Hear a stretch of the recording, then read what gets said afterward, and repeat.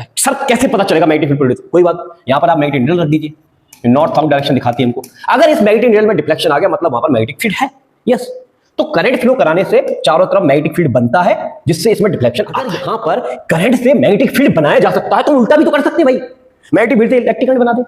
भाई ये सोचना ये बहुत बड़ी बात है कि हमने ये सोचा, पहले ऑस्टेड ने ये दिखाया कि भाई इलेक्ट्रिक करंट से मैग्नेट बोल देते हैं, दूसरी डायरेक्शन में करंट है तो उसको माइनस बोल देते हैं। इस तरह मैग्नेट के मूवमेंट से क्रिएट हो रही है, यानी कि कॉइल और मैग्नेटिक फील्ड के बीच के रिलेटिव मोशन मैग्नेटिक रेस्ट में है। उस समय मैग्नेटिक फील्ड जीरो है नहीं है भाई, जीरो नहीं है, जीरो नहीं है। मैग्नेटिक फील्ड देखो पानी फ्लो हो रहा, जैसे पानी मैंने चलाया तो थोड़ा सा पानी गिर रहा है तो देख रहे हैं कि यहां पर थोड़ा सा ग्लो आ रहा है क्योंकि ये मैग्नेटिक फील्ड चेंज हो रहा है। क्या सबूत है? अबे भाई ये देखना यार, मैग्नेटिक नीडल मटक रही है, यानी कि इसके आसपास मैग्नेटिक फील्ड को बढ़ा दूंगा तो इसके घूमने की रफ्तार बढ़ जाएगी, तो आप देखेंगे मैग्नेटिक फील्ड तेजी से चेंज हो रहा है, और तेजी से चेंज हो रहा है तो भाई साहब ग्लो भी बहुत तेजी से आ रहा है। मैं फुल कर दूंगा तो देखिए कितनी तेजी से चमक रहा है। बच्चों क्या हाल चाल, एकदम बढ़िया। तो बच्चों स्वागत है आपके अपने YouTube चैनल राजचंद्र फिजिक्स में। आज की इस क्लास में हम स्टडी करने वाले इलेक्ट्रोमैग्नेटिक इंडक्शन का वन शॉट बहुत ही शानदार आपके लिए लेकर आए हैं। इसमें हम NCERT की भी बढ़िया क्वेश्चन सॉल्व करेंगे और कोशिश करेंगे कम से कम टाइम में इसको पूरा कवर कर लिया जाए। एक एक कंसेप्ट बहुत बेहतरीन तरीके से समझा दूंगा, चमक आ जाएगी, मजा आ जाएगा अगर आपने पूरी वीडियो को विदाउट स्किपिंग अच्छे से देख लिया। गारंटी है अगर आप 95+ स्कोर करना चाहते हैं तो आप बिल्कुल सही जगह आए, क्योंकि यहां पर आपको क्वालिटी भी मिलेगी और अच्छी एजुकेशन मिलेगी जो कि आपके स्कूल के टीचर हो सकता है नहीं अच्छे से दे पा रहे होंगे, उतना अच्छा कंटेंट आपको प्रोवाइड नहीं करा पा रहे होंगे। यहां पर पूरा कंटेंट भी प्रोवाइड कराया जाएगा, साथ ही आपको ये PDF भी मिलेगी जो मैं यहां पर मैं पढ़ाऊंगा। मेरा कॉन्टेक्ट नंबर है 8109471083। इसको बढ़िया सेव कर लो आप और व्हाट्सएप पर मैसेज कर देना, व्हाट्सएप नंबर है, तो आपको जहां पर जो भी पढ़ाया जाएगा उसका कंप्लीट PDF आपको मैं प्रोवाइड करा दूंगा। ठीक है, क्लास में आगे से बढ़ने से पहले आपको कुछ मैं बताना चाहूंगा, एक बेसिक सी इंफॉर्मेशन हम दे दे पहले तो आपको। चलिए, ये हमारा राहुल सोनदी फिजिक्स के नाम से चैनल है, यहाँ पर क्लास 12th के सभी प्रकार के वीडियो अपलोडेड है। प्ले लिस्ट में आप जाएंगे तो यहां पर आप देखेंगे कि ये वाला जो प्लेलिस्ट का ऑप्शन है इसको आप क्लिक करेंगे तो यहां पर अब तक हमने फर्स्ट चैप्टर के अच्छे numericals, second chapter, third chapter, fourth chapter, fifth chapter, मतलब आपको 5 चैप्टर कंप्लीट करा दिए। अब ये 6वां लेक्चर यहां पर शूट किया जा रहा है आप लोगों के लिए। ठीक है, बिल्कुल डिटेल में पढ़ाया हुआ है, आपने नहीं देखा इनको विजिट करिएगा। दूसरी जो हमारी सीरीज चल रही है ये आपकी है NCERT एक्सरसाइज सीरीज। NCERT के एग्जाम्पल की क्वेश्चन और एक्सरसाइज क्वेश्चन सभी जोरदार तरीके से यहां पर कराए गए हैं। तो अभी तक moving charge and magnetism 4 chapter तक आ चुका है, 5th चैप्टर का भी जल्द ही आपको देखने को मिलेगा। और साथ ही हमारी NCERT line by line series चल रही है, अगर आप चाहें तो देख सकते हैं इसको। नेक्स्ट हमारी चल रही है एग्जाम्पल सीरीज, अभी इस पर एक ही लेक्चर आया हुआ है, जल्दी मैं दूसरा लेक्चर भी बनाने वाला हूं। ठीक है, एक सबसे इंपॉर्टेंट सीरीज आपकी चल रही है यहां पर SPYQ सीरीज। आपको पता चलेगा कि क्लास 12th का जब एग्जाम होता है तो उसमें प्रीवियस ईयर में क्वेश्चन किस तरह के पूछे जाते हैं, किस लेवल के पूछे जाते हैं। तो 3 चैप्टर करा दिए गए हैं, जल्दी आपको 4th चैप्टर भी देखने को मिलेगा। ठीक है भाई, और अगर आपके भाई बहन छोटे हैं 11th क्लास में आए हैं तो उनके लिए बहुत ही शानदार नीट JEE के लिए क्वेश्चंस डाले जा रहे हैं, तो आप उनको जहां पर विजिट कर सकते हैं। ठीक है, चलिए तो अब हम आते हैं अपनी लोकेशन पर। तो जैसा कि आपने देख ही लिया है, चैप्टर 6 है, 2025-26 की सीरीज चल रही है और चैप्टर पढ़ने वाले इलेक्ट्रोमैग्नेटिक इंडक्शन के बारे में, तो बिल्कुल डिटेल में पढ़ेंगे, मजा आ जाएगा आपको। चलिए कार्यक्रम स्टार्ट करते हैं। सबसे पहले तो आइए देखिए ये शुरुआत कहां से हुई थी। सबसे पहले ये शुरुआत हुई 1820 में। हमारा एक साइंटिस्ट था ऑस्टेड, जिसने एक एक्सपेरिमेंट किया था। क्या किया था? एक्सपेरिमेंट। सडनली इंसिडेंटली वो एक्सपेरिमेंट हो गया था और उससे उसको कुछ पता चला था। क्या एक्सपेरिमेंट था ऑस्टेड का? उन्होंने ये कहा कि एक करंट कैरिंग कंडक्टर में जब आप करंट फ्लो कराते हैं, एक करंट कैरिंग कंडक्टर ले लिए, जब आप उसमें करंट फ्लो कराएंगे तो करंट फ्लो कराने से उसके आसपास मैग्नेटिक फील्ड प्रोड्यूस हो जाता है। मैग्नेटिक फील्ड क्या हो जाता है? प्रोड्यूस हो जाता है। सर कैसे पता चलेगा मैग्नेटिक फील्ड प्रोड्यूस? कोई बात, यहां पर आप मैग्नेटिक नीडल रख दीजिए, नॉर्थ साउथ डायरेक्शन दिखाती है हमको। अगर इस मैग्नेटिक नीडल में डिफ्लेक्शन आ गया मतलब वहां पर मैग्नेटिक फील्ड है। यस, तो करंट फ्लो कराने से चारों तरफ मैग्नेटिक फील्ड बनता है जिससे इसमें डिफ्लेक्शन आता है। सही बात है। इसको ऑस्टेड ने नाम दिया magnetic effect of electric current, जिसको हमने प्रीवियस चैप्टर में बहुत अच्छे से पढ़ा था। ये एक रास्ता हुआ कि करंट देकर मैग्नेटिक फील्ड बनाया, ये एक रास्ता हुआ करंट देकर मैग्नेटिक फील्ड बनाया। तो फिर बाद में जाके इन सब चीजों को एक दूसरे साइंटिस्ट आए, माइकलसन फैराडे। उसने देखा कि नेचर सिमेट्री को फॉलो करता है। अगर यहां पर करंट से मैग्नेटिक फील्ड बनाया जा सकता है तो हम उल्टा भी तो कर सकते हैं भाई, मैग्नेटिक फील्ड से इलेक्ट्रिक करंट बना दे। भाई ये सोचना ही एक बहुत बड़ी बात है कि हमने ये सोचा, पहले ऑस्टेड ने ये दिखाया कि भाई इलेक्ट्रिक करंट से मैग्नेटिक फील्ड बनता है और nature love symmetry, symmetry follow करता है। अगर पानी नीचे से ऊपर जा रहा है तो ऊपर से नीचे भी आएगा, टंकी में पानी ऊपर जाता है तो ऊपर से नीचे भी तो आता है ना भाई, नल टेप ऑन करने पर। तो भाई जाने का रास्ता तो लौट कर आने का भी रास्ता होगा। तो ये चीज सोची माइकलसन फैराडे ने कि भाई क्या मैग्नेटिक फील्ड से इलेक्ट्रिक करंट नहीं बन सकती क्या, ये सोचा। अब इसको करके दिखाना और मैथमेटिकली डिफाइन करना, उसमें काफी समय लगा। अब वो कैसे किया माइकलसन फैराडे ने, जरा आप देखिएगा, एक एक्सपेरिमेंट में आपको दिखाता हूं, फैराडे एक्सपेरिमेंट। आइए समझते हैं फैराडे एक्सपेरिमेंट क्या था, फिर इसको डेमोस्ट्रेट करके भी हम देखेंगे कि हाँ कि ऐसा वास्तविकता में होता है कि नहीं होता है, कि भाई चल रहा है। तो देखिए यहां पर इन्होंने क्या किया, माइकलसन फैराडे ने इस एक्सपेरिमेंट को बताने के लिए एक कॉइल ली, करंट कैरिंग कॉइल। भाई इसमें बैटरी नहीं लगी है, तो सर क्या लगा है, इसमें हमने लगा दिया गैल्वेनोमीटर। क्या लगा दिया बेटा, गैल्वेनोमीटर। सर गैल्वेनोमीटर क्यों लगा रहे हो? भाई ऑस्टेड ने मैग्नेटिक फील्ड का पता लगाने के लिए क्या लिया था, मैग्नेटिक डीडल ली थी। क्यों? करंट जाएगा, मैग्नेटिक फील्ड बनेगा, पता कैसे चलेगा, तेरे को दिखेगा तो नहीं, तो डिफ्लेक्शन आ जाएगा तो पता चल जाएगा। उसी तरह से माइकलसन फैराडे ने एक कॉइल ली और उसके एंड्स पर गैल्वेनोमीटर लगा दिया। गैल्वेनोमीटर का काम है, सेंसिटिव होता है, थोड़ी सी भी करंट होगी तुरंत डिफ्लेक्शन दिखा देगा, मतलब करंट आ रही है। अब यहां पर उन्होंने क्या किया कि ये वाला जो एक्सपेरिमेंट था, करंट फ्लो करा के मैग्नेटिक फील्ड बनाने वाला था, तो यहां पर इन्होंने मैग्नेटिक फील्ड प्रोड्यूस करने के लिए एक मैग्नेट्स का यूज किया। मैं इसका दूसरा वर्ग भी बताऊंगा कि मैग्नेट्स की जगह हम करंट कैरिंग कंडक्टर लेकर भी ये वाला एक्सपेरिमेंट कर सकते हैं, बट अभी आप मैग्नेट के थ्रू देखिए। तो यहां पर हमारे पास एक मैग्नेट है, क्या है बेटा, मैग्नेट। और ये क्या है सर हमारे पास, सर ये कॉइल है, ये कॉइल है, करंट कैरिंग कॉइल है, ठीक है। अब देखिए जरा, अब ये जो मैग्नेट है, इस मैग्नेट को अभी मैंने रेस्ट में रखा है। काय में रखा है? रेस्ट में, नॉट मूविंग। तो अगर आपका मैग्नेट नॉट मूविंग है, रेस्ट में है, तो उस केस में हम देखते हैं कि इस गैल्वेनोमीटर में कोई भी डिफ्लेक्शन नहीं आता, मतलब गैल्वेनोमीटर की जो करंट है वो जीरो है, जीरो दिखाया, कोई दिक्कत वाली बात नहीं है। अब नेक्स्ट टाइम हमने क्या किया, इस मैग्नेट को इसकी तरफ मूव कराया टूवर्ड्स कॉइल। तो कॉइल की तरफ इसको लेकर जाते हैं, कुछ वेलोसिटी से कॉइल की तरफ लेकर जाते हैं, तो हम देखते हैं कि जैसे हम इसकी तरफ लेकर जाते हैं तो गैल्वेनोमीटर में एक डिफ्लेक्शन आता है एक साइड, मतलब डिफ्लेक्शन आया। जैसे इसके पास चलाया, डिफ्लेक्शन आया, मतलब इसमें करंट फ्लो हुई। तो हम कहते हैं कि मूव टूवर्ड्स कॉइल, तो करंट मिलती है आई। वो कितने भी एम्पियर की होती है, बात की बात है, फिलहाल इसमें करंट आई। जैसे मैग्नेट को चलाया, कॉइल को स्टेशनरी रखा, मैग्नेट को चलाया, कॉइल को स्टेशनरी रखा, मैग्नेट को चलाया, तो मैग्नेट और कॉइल के बीच में एक रिलेटिव मोशन आया, उसकी वजह से इसमें क्या फ्लो हो गई, करंट फ्लो हो गई, ठीक है। अब जैसे ही चलाकर रोक दिया, हमने देखा स्टॉप नियर द कॉइल, देखा करंट जीरो हो गई, करंट जीरो हो गई, करंट क्या हो गई, जीरो हो गई। अच्छा, इसके बाद हमने क्या किया, इसको यहां पर लाकर दूर लेकर गए।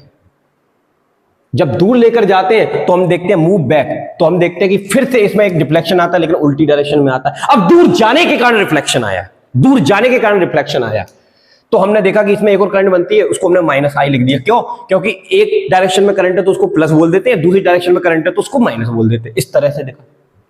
अब दूर ले जाकर रोक दिया, दूर ले जाकर रोक दिया, तो हमने देखा कि फिर से करंट कितनी हो गई, जीरो हो गई। ये सारी चीजें हो रही थी, मैग्नेट को, कॉइल को रेस्ट रख के मैग्नेट को आगे पीछे खिसका रहे थे, तो ये सारी चीजें हो रही थी। लेकिन एक बात यहां पर चमकनी चाहिए आपके दिमाग में कि भाई जब तक मैग्नेट चल रहा है आगे या पीछे, तब तक हमको करंट देखने को मिल रही, बोलो या सुन लो, सही बात है कि नहीं। लेकिन जैसे ही रुक जाए तो मैग्नेटिक क्या कहते हैं, करंट फ्लो होना क्या हो जाती है, बंद हो जाती है। तो एक बात तो जाहिर हो गई यहां पर कि भाई करंट जो है वो मैग्नेट के मूवमेंट से क्रिएट हो रही है, यानी कि कॉइल और मैग्नेटिक फील्ड के बीच के रिलेटिव मोशन से क्रिएट हो रही है। तो भाई यहां पर क्या हो क्या रहा है, ऐसा क्या कर रही है मैग्नेट पास में आकर या दूर जाने से? तो आंसर हमने देखा कि ये जो मैग्नेट होती है ये अपने चारों तरफ मैग्नेटिक फील्ड लाइन बनाती है, इस तरह से मैग्नेटिक फील्ड लाइन बनाती है, इस तरह से, ठीक है, ठीक है, ठीक है। जब ये कॉइल रेस्ट में है, मैग्नेट भी रेस्ट में है, उस समय मैग्नेटिक फील्ड जीरो है कि नहीं है? भाई जीरो नहीं है, जीरो नहीं है, मैग्नेटिक फील्ड है, लेकिन करंट फ्लो नहीं हो रहा। अच्छा, लेकिन जैसे ही इस मैग्नेट को हम इसके पास लेकर आते हैं तो हम क्या देखते हैं कि ये जो मैग्नेटिक फील्ड लाइन होती है इसमें से पास हो जाती है कॉइल में से। जब कॉइल में से पास होती हैं तो मैग्नेटिक फील्ड लाइंस के number of magnetic field lines में चेंज आ जाता है, कम ज्यादा होने लगे। पास लाओगे तो ज्यादा घुसेंगी, दूर ले जाओगे तो कम घुसेंगी। तो कुल मिला के मैग्नेटिक फील्ड लाइन में क्या आया? चेंज आया। अच्छा, तो जैसे ये चेंज हम करते हैं तो हमको गैल्वेनोमीटर में करंट दिखती है, और वो चेंज को करके रोक दिया। भाई पूरा का पूरा मैग्नेटिक फील्ड इसके अंदर घुस गया और हमने रोक दिया, कुछ नहीं होता। अच्छा, अब हम इसको दूर ले गए तो मैग्नेटिक फील्ड लाइन इसके अंदर घुसी थी, अब बाहर निकल रही है, फिर से चेंज हुआ दूर जाने के कारण, अब लेकिन मैग्नेटिक फील्ड लाइन कम हो रही है। तो फिर हमने देखा उल्टी डायरेक्शन में करंट आती है, फिर हमने जाकर रोक दिया, कुछ नहीं होता, जीरो आ जाता है। इसका मतलब ये हुआ कि जब ये जो लाइंस है इसके अंदर जाती हैं या इसमें से निकलती हैं, तो मतलब मैग्नेटिक फील्ड में जब चेंज आता है, मैग्नेटिक फील्ड में जब चेंज आता है, उसको मैं एक नाम देने जा रहा हूं। उसको एक नाम दिया फैराडे ने, मैग्नेटिक फ्लक्स। क्या नाम दिया बेटा? अभी हम समझेंगे मैग्नेटिक फ्लक्स क्या होता है। तो जब मैग्नेटिक फील्ड लाइन में चेंज मतलब मैग्नेटिक फ्लक्स में चेंज, तो जब ये मैग्नेटिक फ्लक्स में चेंज होता है, जब मैग्नेटिक फ्लक्स में चेंज होता है, तब इस कॉइल में करंट फ्लो होती है और गैल्वेनोमीटर में हमको दिखती है। तो एक बात जाहिर सी हो गई कि अगर यहां पर मैग्नेटिक फील्ड लाइन बहुत ज्यादा पास कर रही है तब भी करंट बन रही है, बहुत कम पास कर रही है तब भी करंट बन रही है। तो मैग्नेटिक फील्ड लाइन के ज्यादा और कम होने से कोई मतलब नहीं है, चेंज से मतलब है। मतलब मैग्नेटिक फ्लक्स में चेंज होगा तो ही करंट बनेगी, अदरवाइज नहीं बनेगी। तो ये वाला एक्सपेरिमेंट किया था माइकलसन फैराडे ने, लगभग 11 वर्ष का समय लगा। तो जो आज तुम पंखे की हवा खा रहे हो, लाइट चली गई, जनरेटर चालू कर दिया, बल्ब चालू हो गया, सब चीजें इक्विपमेंट वर्क करना स्टार्ट कर देते हैं, तो भाई 11 वर्षों की मेहनत है। माइकलसन फैराडे उस समय एक बच्चा था जिसके दिमाग में ये कंसेप्ट आया था कि भाई जब ऑस्टेड जी इलेक्ट्रिक करंट से मैग्नेटिक फील्ड बना सकते हैं, तो क्या हम मैग्नेटिक फील्ड में चेंज करके इलेक्ट्रिक करंट बना सकते हैं? ये सोचना एक बहुत बड़ी बात थी। उस समय साइंस के कंसर्ट वगैरह चलते थे, एपिसोड वगैरह चलते थे, वहां पर जाकर उन्होंने ये सब चीजें बताई और दुनिया को बहुत अच्छी लगी, और आज के टाइम पर ये बहुत बड़ा एक्सपेरिमेंट है। तो ध्यान रखिएगा। तो माइकल फैराडे की 11 वर्षों की मेहनत है, जिसको चौथी पास था बस, और कुछ मैथमेटिक्स नहीं आती थी, लेकिन इन सब चीजों को बताने के लिए उसने मैथमेटिक्स भी सीखा और बहुत सारी चीजों को करके ये एक्सपेरिमेंट आपके सामने रखा। तो ऐसी नहीं हो गई ये चीजें, 11 वर्षों का समय लगा, तब जाके हमें समझ में आया कि भाई हम बिना बैटरी के भी इलेक्ट्रिक करंट बना सकते हैं। ये चमत्कार से कम नहीं है। समझ में आई बात? जो माइकलसन फैराडे ने करके दिखाया। आइए मैं आपको इसका डेमोन्स्ट्रेशन दिखाता हूं। डेमोन्स्ट्रेशन दिखा देता हूं बेटा, इधर देखिए। अब इसके हम एक बढ़िया डेमोन्स्ट्रेशन देखते हैं। यहां पर हमारे पास एक रोटर कॉइल है, एक तरह का चरखा है जिसमें हमने मैग्नेट को लगा कर रखा है। तो मैग्नेट कहीं पर भी होगा, मैग्नेटिक फील्ड बनाएगा बेटा। यहां पर एक करंट कैरिंग कॉइल है, जहां पर हमने क्या लगा दिया? एक बल्ब लगा दिया, इंडिकेटर का काम करेगा। अब हम करेंगे क्या? अभी मैग्नेटिक फील्ड है लेकिन हम देख रहे हैं बल्ब ग्लो नहीं हो रहा है। जैसे हम इस टेप को ऑन करते हैं, देखो पानी फ्लो हो रहा, जैसे पानी मैंने चलाया तो थोड़ा सा पानी गिर रहा है, तो देख रहे हैं कि यहां पर थोड़ा सा ग्लो आ रहा है, क्योंकि ये मैग्नेटिक फील्ड चेंज हो रहा है। क्या सबूत है? अबे भाई ये देखना यार, मैग्नेटिक नीडल मटक रही है, यानी कि इसके आसपास मैग्नेटिक फील्ड में चेंज आ रहा है, और उस चेंज की वजह से इस करंट कैरिंग कॉइल में करंट फ्लो हो जाता है और बल्ब ग्लो होना स्टार्ट हो जाता है। अगर मैं इस पानी की रफ्तार को बढ़ा दूंगा तो इसकी घूमने की रफ्तार बढ़ जाएगी, तो आप देखेंगे मैग्नेटिक फील्ड तेजी से चेंज हो रहा है। वो तेजी से चेंज हो रहा है तो भाई साहब ग्लो भी बहुत तेजी से आ रहा है। मैं फुल कर दूंगा तो देखिए कितनी तेजी से चमक रहा है, देख रहा है कि देख रहा है कितना तेजी चमक रहा है, क्योंकि मैग्नेटिक फील्ड में ज्यादा चेंज हो रहा है। तो इस तरह से फैराडे साहब ने बताया कि जब हम भी कॉइल को रेस्ट रख के मैग्नेटिक फील्ड में चेंज कर देते हैं तो इलेक्ट्रिक करंट बन जाती है। इसी को बोलते हैं, इसी फिनोमेना को बोलते हैं इलेक्ट्रोमैग्नेटिक इंडक्शन। समझ में आया? मजा आया आपको? चलिए इसको बंद करो, अब आ जाओ अपनी लोकेशन पे। क्लियर है बेटा? इसको बोलते हैं इलेक्ट्रोमैग्नेटिक इंडक्शन। चलिए ये काम भी हम कर सकते हैं। ये वही वाला काम है कि मैं मैग्नेटिक फील्ड को रोटेट कर रहा हूं तो गैल्वेनोमीटर में करंट मेरे को देखने को मिल रही है। अच्छा एक चीज देखिए यहाँ पर, ये जो करंट देखने को मिल रही है ये किस तरह की करंट है? आगे जाके इसका नाम भी हम रखेंगे, इसको एसी करंट कहेंगे, क्योंकि ये जो करंट है पहले जीरो है, जीरो से फिर आई बनती है, आई से फिर जीरो होती है, फिर माइनस आई बनती है, फिर जीरो होती है। तो अल्टरनेट टाइप का हमको यहाँ पर करंट का नेचर दिख रहा है। बाद में मैं बताऊंगा ये ऐसा हुआ क्यों। ठीक है, जनरेटर पढ़ेंगे हम। चलिए आगे बढ़ते, इतनी बात समझ में आई होगी, आशा करते हैं। आगे बढ़ते हैं, अब आइए, अब हम समझते हैं फैराडे ने ये जो एक्सपेरिमेंट किए और ये एक्सपेरिमेंट करके अपने दो लॉ बनाए। पहला लॉ क्या बनाया, देखिए पहला लॉ क्या बनाया, ये आपके सामने क्या है सर, ये एक रोटर कॉइल है जिसमें मैग्नेट लगा हुआ, तो चारों तरफ मैग्नेटिक फील्ड है। क्या ये मैग्नेटिक फील्ड चेंज हो रहा है सर? नहीं हो रहा है। अगर चेंज होता तो इसमें करंट बनती, करंट नहीं बन रही, तो इसका मतलब ये है कि जब तक चेंज नहीं होगा तब तक इलेक्ट्रिक करंट भी नहीं मिलेगी, भले ही मैग्नेटिक फील्ड कितना भी स्ट्रांग हो, कितना भी क्यों ना हो। अब चेंज करने के लिए हमने देखो ये चला दिया, तो मैग्नेटिक फील्ड बन गया इसमें, ठीक है। मैग्नेटिक फील्ड मतलब चेंज हो रहा है, इससे इसमें इलेक्ट्रिक करंट आ रही है, इसमें एक ईएमएफ डेवलप हो गया, ईएमएफ मतलब इलेक्ट्रोमोटिव फोर्स आ गया, उसकी वजह से इसमें क्या हो रही है, करंट फ्लो हो रही है। क्या फ्लो हो रही है? करंट। तो फैराडे ने बताया कि जब तक मैग्नेटिक फ्लक्स में आप चेंज करते रहोगे तब तक इसमें करंट है या ईएमएफ है, इलेक्ट्रोमोटिव फोर्स है। और जैसे ही आपने ये चेंज करना बंद कर दिया तो ईएमएफ इसका जीरो हो जाएगा, तो करंट भी क्या हो जाएगी, जीरो हो जाएगी। तो ईएमएफ का एग्जिस्टेंस तब तक रहेगा जब तक आप मैग्नेटिक फील्ड में चेंज कर रहे हैं, और जैसे ही आपने चेंज करना बंद कर दिया उसके बाद क्या होगा, यस, इलेक्ट्रिक करंट फ्लो होना क्या हो जाएगी बेटा, बंद हो जाएगी। इतनी बात समझ में आई कि नहीं अच्छे से? तो फैराडे ने अपना फर्स्ट लॉ यही दिया कि when magnetic flux linked to a coil change an EMF, अभी थोड़ी देर में बताता हूं ईएमएफ के बारे में थोड़ा सा।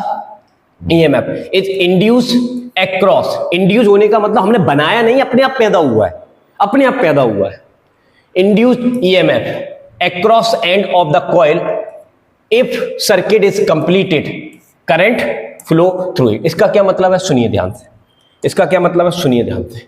ये हमारे पास एक सर्किट है, मतलब एक कॉइल है, इस कॉइल के पास मैं मैग्नेट लेकर आ रहा हूं, ठीक है। तो इसका मैग्नेटिक फ्लक्स चेंज होगा, मतलब नंबर ऑफ फील्ड लाइन कम ज्यादा होगी, इसी को बोलते हैं मैग्नेटिक फ्लक्स में चेंज होना। तो जब इसका मैग्नेटिक फ्लक्स चेंज होगा ना, तो क्या होगा, इसमें एक ईएमएफ आएगा। सबसे पहले इन दो पॉइंट के बीच में ईएमएफ आ जाएगा, ईएमएफ आ जाएगा, इलेक्ट्रोमोटिव फोर्स आ जाएगा, ठीक है। लेकिन सर ये सर्किट कंप्लीट नहीं है क्योंकि ये यहां से टूटा हुआ है, तो करंट नहीं फ्लो होगी। यस, तो मैग्नेटिक फील्ड में चेंज करने से ईएमएफ तो बन ही जाएगा, लेकिन करंट फ्लो नहीं होगी। करंट फ्लो होगी तब जब यहां पर आप इसको सर्किट को कंप्लीट कर देंगे, तब यहां में करंट फ्लो होना स्टार्ट हो जाती है। क्लियर है बेटा? अच्छे से समझ में आया होगा।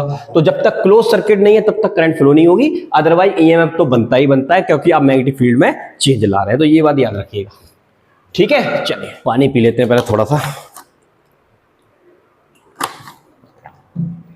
आइए अब हम बात करते हैं सेकंड लॉ की। अब सेकंड लॉ समझिए जरा क्या कहता है। देखिए जब आप इस मैग्नेट्स को इसके पास लेकर आते हैं तो क्या होता है, सर मैग्नेटिक फ्लक्स में चेंज आता है।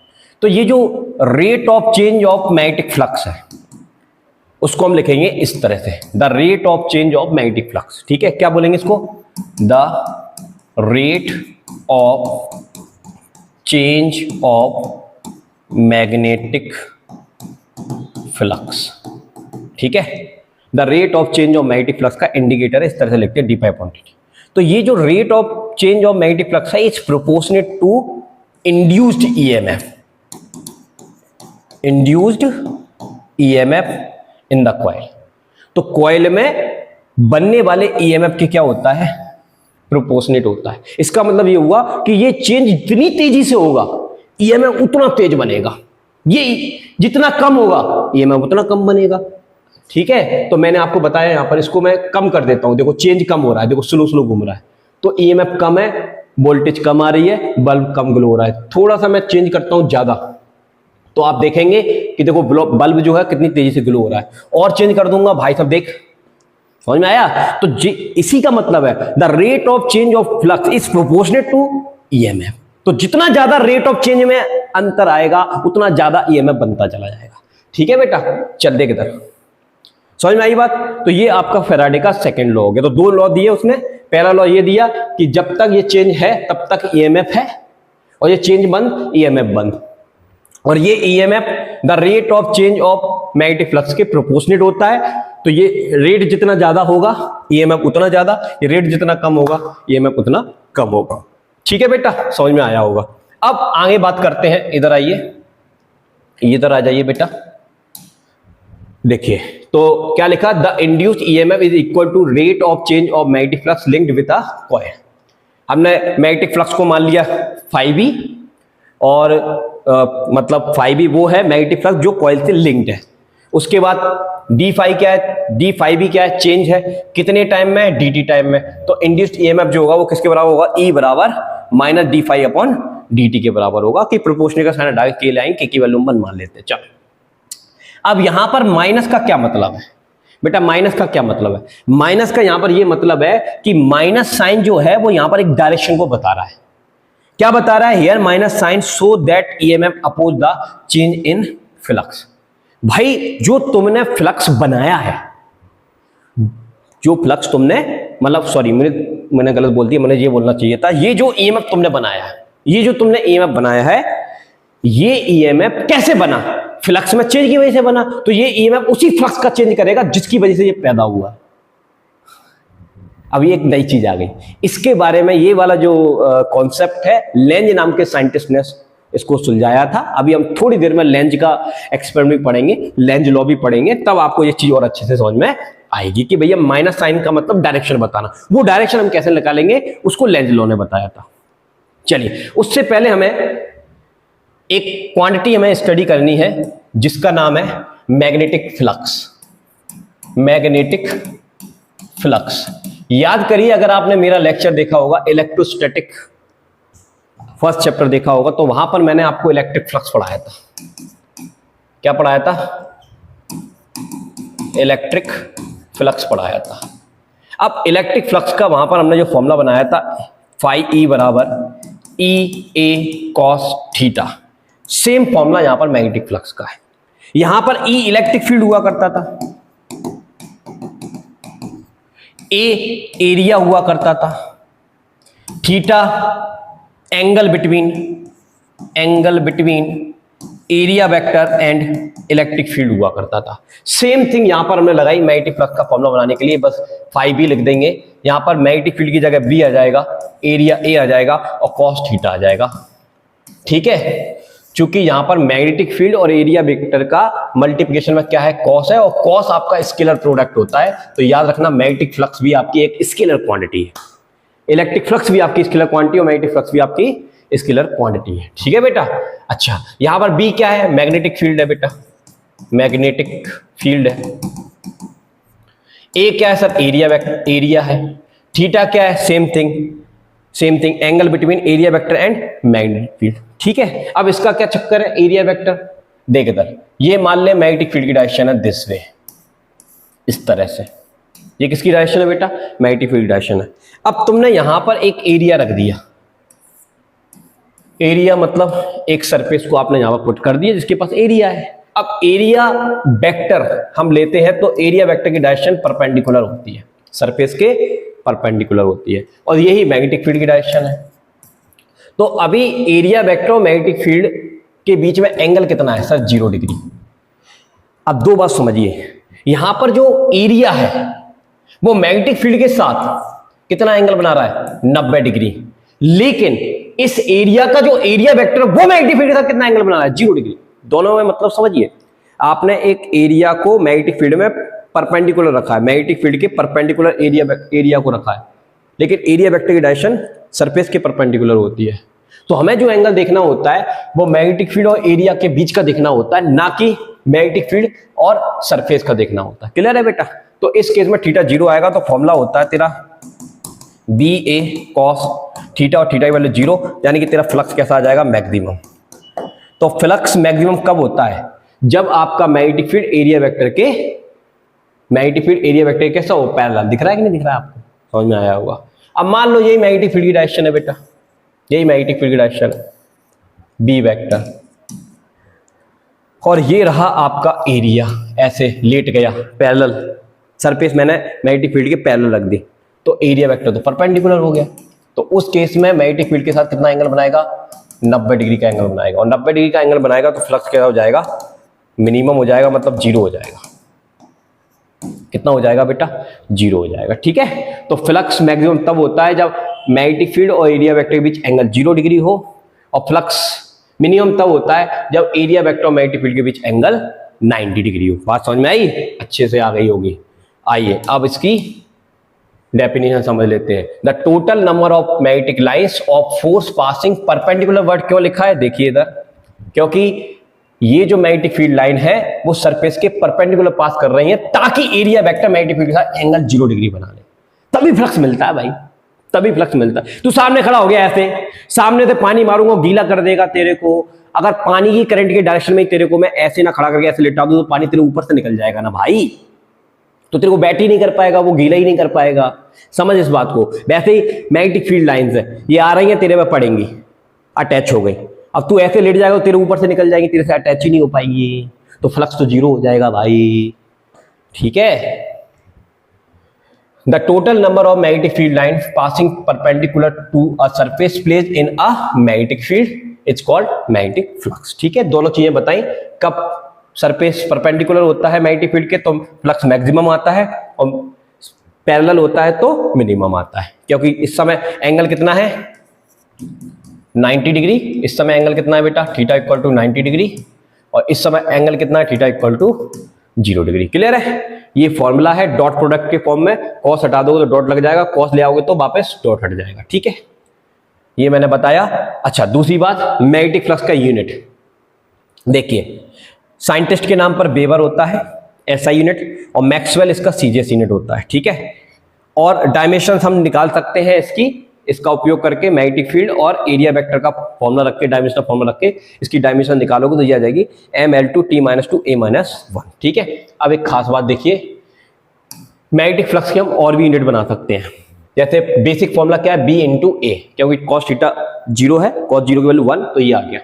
मैग्नेटिक फील्ड का फॉर्मूला होता है न्यूटन पर, मतलब यूनिट होता है न्यूटन पर एम्पीयर इंटू मीटर, और एरिया का होता है मीटर स्क्वायर। तो 1 मीटर से 1 मीटर मरेगा तो ये आ जाएगा। तो एक और नया यूनिट आ गया मैग्नेटिक फ्लक्स का, न्यूटन इंटू मीटर पर एम्पियर, और न्यूटन इंटू मीटर को हम जूल कहते हैं, तो एक और आ गया जूल पर एम्पियर। यहां से हमको एक मैग्नेटिक फील्ड का यूनिट भी मिलता है। ये फॉर्मूला होता है मैग्नेटिक फ्लक्स का, बी का वैल्यू निकालो तो ए नीचे जाएगा। फ्लक्स का यूनिट होता है वेबर, एम्पियर मतलब सॉरी एम्पियर नहीं है, एरिया है, एरिया का यूनिट होता है मीटर स्क्वायर। तो बी बराबर आ जाएगा वेबर पर मीटर स्क्वायर, मैग्नेटिक फील्ड का एक नया यूनिट यहां पर हमने देखा। समझ में आया। चलिए अब एक सवाल देख लेते हैं, फिर अपन कार्यक्रम को आगे बढ़ाएंगे। सवाल क्या कह रहा है, a square loop of side, आपको गिवन है बेटा एक स्क्वायर है, उसकी लूप की साइड दे रखी है 10 सेंटीमीटर, सेंटीमीटर को मीटर में चेंज करने के लिए 10⁻⁻2 मीटर का आप मल्टीप्लाई कर देंगे। ठीक है, एरिया निकालना होता है तो स्क्वायर का एरिया क्या होता है एल स्क्वायर, तो आप यहां पर देखेंगे 10⁻⁻1 आ जाएगी। इसको सॉल्व करने पर स्क्वायर करेंगे तो आपको मिल जाएगा 10⁻⁻2 मीटर स्क्वायर, तो ये आपको एरिया मिल गया। ठीक है, चल आगे पढ़ते हैं। रेजिस्टेंस दे रखा है कितना बेटा 0.5 ओम दे रखा है। ठीक है बेटा, placed vertically in the east west plane, देख इधर, ये तेरा नॉर्थ डायरेक्शन हो गया, ये तेरा साउथ डायरेक्शन हो गया, ये तेरा ईस्ट डायरेक्शन हो गया, ये तेरा वेस्ट डायरेक्शन हो गया। अब ये आपका ईस्ट वेस्ट प्लेन है। इस ईस्ट वेस्ट प्लेन के वर्टिकली आपने जो स्क्वायर शीट है वो कैसे रखा है, ईस्ट वेस्ट प्लेन के वर्टिकली रखा, वर्टिकल मतलब ऐसे रखा है इसको, इस तरह से देखो दादा। ठीक है, मतलब 90 डिग्री का एंगल बन रहा होगा, सीधी सी बात ये है। ठीक है, कॉइल ऐसे रखा भाई, ऐसे रखा, ये तेरा ईस्ट वेस्ट ऐसे रखा है। ठीक है, अब आपसे बोला जा रहा है आ uniform magnetic field of this, magnetic field दे रखा है बी बराबर 0. अच्छा मैं यहां लिख लेता हूं बेटा, बी बराबर दे रखा है तेरे को कितना 0.10 टेस्ला, बी बराबर दे रखा है 0.10 टेस्ला। ठीक है, इस setup up across the plane in the north east, north east मतलब इधर की तरफ मैग्नेटिक फील्ड है, तो ये एंगल 45 डिग्री और ये एंगल भी कितना 45 डिग्री, कोई दिक्कत वाली बात नहीं है। The magnetic field is decreased to 0 in 0.70 second, मतलब आपका जो टाइम दे रखा है वो दे रखा है 0.70 सेकेंड। ओके, और मैग्नेटिक फील्ड पहले कितना था, ये था, ये पहले था इतना, और बाद में कितना हो गया जीरो हो गया। V2 की वैल्यू कितनी हो गई बेटा? जीरो हो गई। ठीक है, एट अ स्टडी रेट, एक मिनट फिर से पढ़ने दो जरा। The magnetic field is decreased to zero in this, हाँ सही है, तो ये B1 है, ये B2 है, इतने सेकंड बाद वो जीरो हो गया। अब आपसे पूछा जा रहा है determine the magnetic magnitude of induced EMF, आपको इंड्यूस्ड ईएमएफ निकालना है। तो फैराडे ने अभी हमको एक फॉर्मूला दिया था, क्या? E बराबर माइनस d∅dt। तो इसको अगर मैं लिखूंगा तरीके से तो कैसे लिख पाऊंगा बेटा? अच्छा, एक और चीज मैं आपको बता दूं इस फॉर्मूले में, एक और चीज, अच्छा यही बता देता हूं। अगर मान लो इसमें ये एक सरफेस है, 2 होती 3 होती तो नंबर ऑफ टर्न्स भी हम लिख सकते थे। एनीवे कोई बात नहीं, इतना लिख लेते हैं। इसका मतलब होता है, इसको मैं चलो इस फॉर्म में भी लिख सकता हूं मैं, delta phi upon delta t, ऐसे भी लिख सकते हैं बेटा। ठीक है, एवरेज चेंज के लिए, इंस्टेंटेनियस चेंज के लिए d∅ अपॉन dt डिफरेंशिएशन करना होता है, तो इसको अपन लिख सकते हैं φ2 माइनस φ1 और टाइम dt। ठीक है भाई, कोई दिक्कत? ओके, माइनस लगाना चाहते हो तो लगा लो, कोई दिक्कत नहीं है। ओके, इसके बाद φ2 की वैल्यू हमको नहीं पता, φ1 की वैल्यू भी हमको नहीं पता, कोई बात नहीं। लेकिन अभी बेटा हमने फ्लक्स का फॉर्मूला तो पढ़ा है ना। फ्लक्स का फॉर्मूला क्या होता है? BA cos theta. क्या होता है? BA cos theta. फाई का फॉर्मूला क्या होता है? BA cos थीटा होता है। और थीटा की वैल्यू हम निकाल सकते हैं, यहाँ पर देखकर निकाल सकते हैं। तो आप यहाँ पर एक चीज देखेंगे कि मैग्नेटिक फील्ड ये है दिस, और सरफेस जो है वो ये है। सरफेस मतलब इसका एरिया जो होगा ना, एरिया वेक्टर जो होगा वो इस मैग्नेटिक फील्ड के साथ कितने एंगल पर आ जाएगा? 45 एंगल पर, 45 डिग्री के एंगल पर आ जाएगा, क्योंकि सरफेस जो है वो परपेंडिकुलर है और मैग्नेटिक फील्ड ऐसे है। तो एरिया वेक्टर मैग्नेटिक फील्ड के साथ कितना एंगल बनाएगा? 45। तो मतलब थीटा की वैल्यू तुम्हें पता चल गई 45 डिग्री है। बी की वैल्यू तुम्हें B1 मान लो इसको, ठीक है, और एरिया तो सेम ही रहेगा भाई। तो B1 पहले वाला मैग्नेटिक फील्ड, थीटा आपको पता है, एरिया आपने निकाल लिया है, या पुट कर देंगे। ठीक है, तो यहां पर φ2 की वैल्यू आ जाएगी इस फॉर्मूले से, इसी तरह से φ1 की वैल्यू आ जाएगी, और टाइम आपको दे रखा है, बस केवल कैलकुलेशन करनी है, आपका आंसर आ जाएगा। ये आपके लिए छोड़ रहा हूं मैं, तो देख लीजिए। यहां पर सबसे पहले ये फ्लक्स का फॉर्मूला लगाया, BA cos थीटा। तो cos थीटा की वैल्यू कितनी है? 45 डिग्री, यहां पर पुट की है। B की वैल्यू आपको दे रखी है, उन्होंने कितनी दे रखी है? 0.10 टेस्ला, मतलब 0.1 मान सकते हो उसको। तो 0.1 रखा है यहाँ पर। एरिया की वैल्यू ये रखी है, देखो मैंने अभी निकाली थी, देखो ये निकली हुई है दिस। ओके, तो यहाँ पर आपने सॉल्व किया तो फाइनल फ्लक्स तो जीरो हो जाएगा, क्योंकि भाई कॉइल रुक गई है तो फ्लक्स तो जीरो हो ही जाएगा। तो बस अब आपके सामने इन्होंने मैग्नीट्यूड निकाला है इसका। मैग्नीट्यूड मतलब ये जो E की वैल्यू होती है d∅ अपॉन dt मैग्नीट्यूड, तो माइनस खत्म हो जाता है मोड से बाहर निकलने के बाद। तो ये आपका जब इसको सॉल्व करोगे तो ये आंसर आ जाएगा। कितना आ जाएगा? ये आ जाएगा। अब आपको करंट निकालनी है। करंट का फॉर्मूला क्या होता है? Voltage divided by resistance. लेकिन यहाँ पर वोल्टेज का काम कौन कर रहा है? EMF, जिसको हम E से डिनोट कर रहे हैं, और ये R। तो E आपने यहाँ पर निकाला दिस मिली वोल्ट में, और R की वैल्यू आपको पहले सवाल में दे रखी है, देखो कितनी ये दे रखी थी, कहीं मैंने लिखी थी क्या? ये 0.5। तो यहाँ पर आप पुट ऑन कर दोगे तो आपका करंट भी निकल आएगा। क्लियर है बेटा? तो ये सवाल थोड़ा कैलकुलेशन आप कर लेना, बाकी सब मैंने आपको समझाया है। कोई दिक्कत आएगी तो बताना आप कमेंट्स में। हम लोग आइए समझते हैं। चलिए अब हम समझते हैं लेंज लॉ। अब लेंज लॉ को थोड़ा ध्यान समझिएगा, क्योंकि अभी हमने फैराडे लॉ पढ़ा था, सेकंड लॉ जो बता रहा था d∅ अपॉन dt में ये साइन आपको डायरेक्शन देता है, वो लेंज लॉ बताता है।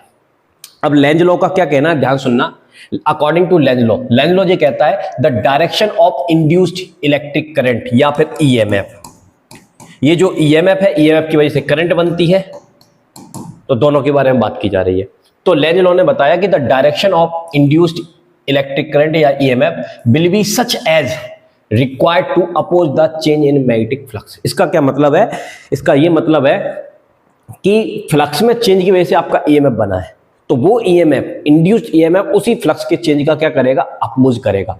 ये कैसे कर रहा है उसको थोड़ा समझिए। मैं आपको ये बताना चाहता हूं कि बेसिकली अगर आपने लॉ ऑफ इनर्शिया पढ़ा है, तो हमारा जो लेंजिस लॉ है वो लॉ ऑफ इनर्शिया पर बेस्ड है। देखिए मैं आपको बताता हूं, लॉ ऑफ इनर्शिया क्या कहता है कि कोई भी ऑब्जेक्ट अपनी सिचुएशन को चेंज नहीं करना चाहती है, उसी स्टेट में रहना चाहती है। अगर वो रेस्ट में है तो रेस्ट में रहेगी, मोशन में है तो मोशन में रहेगी।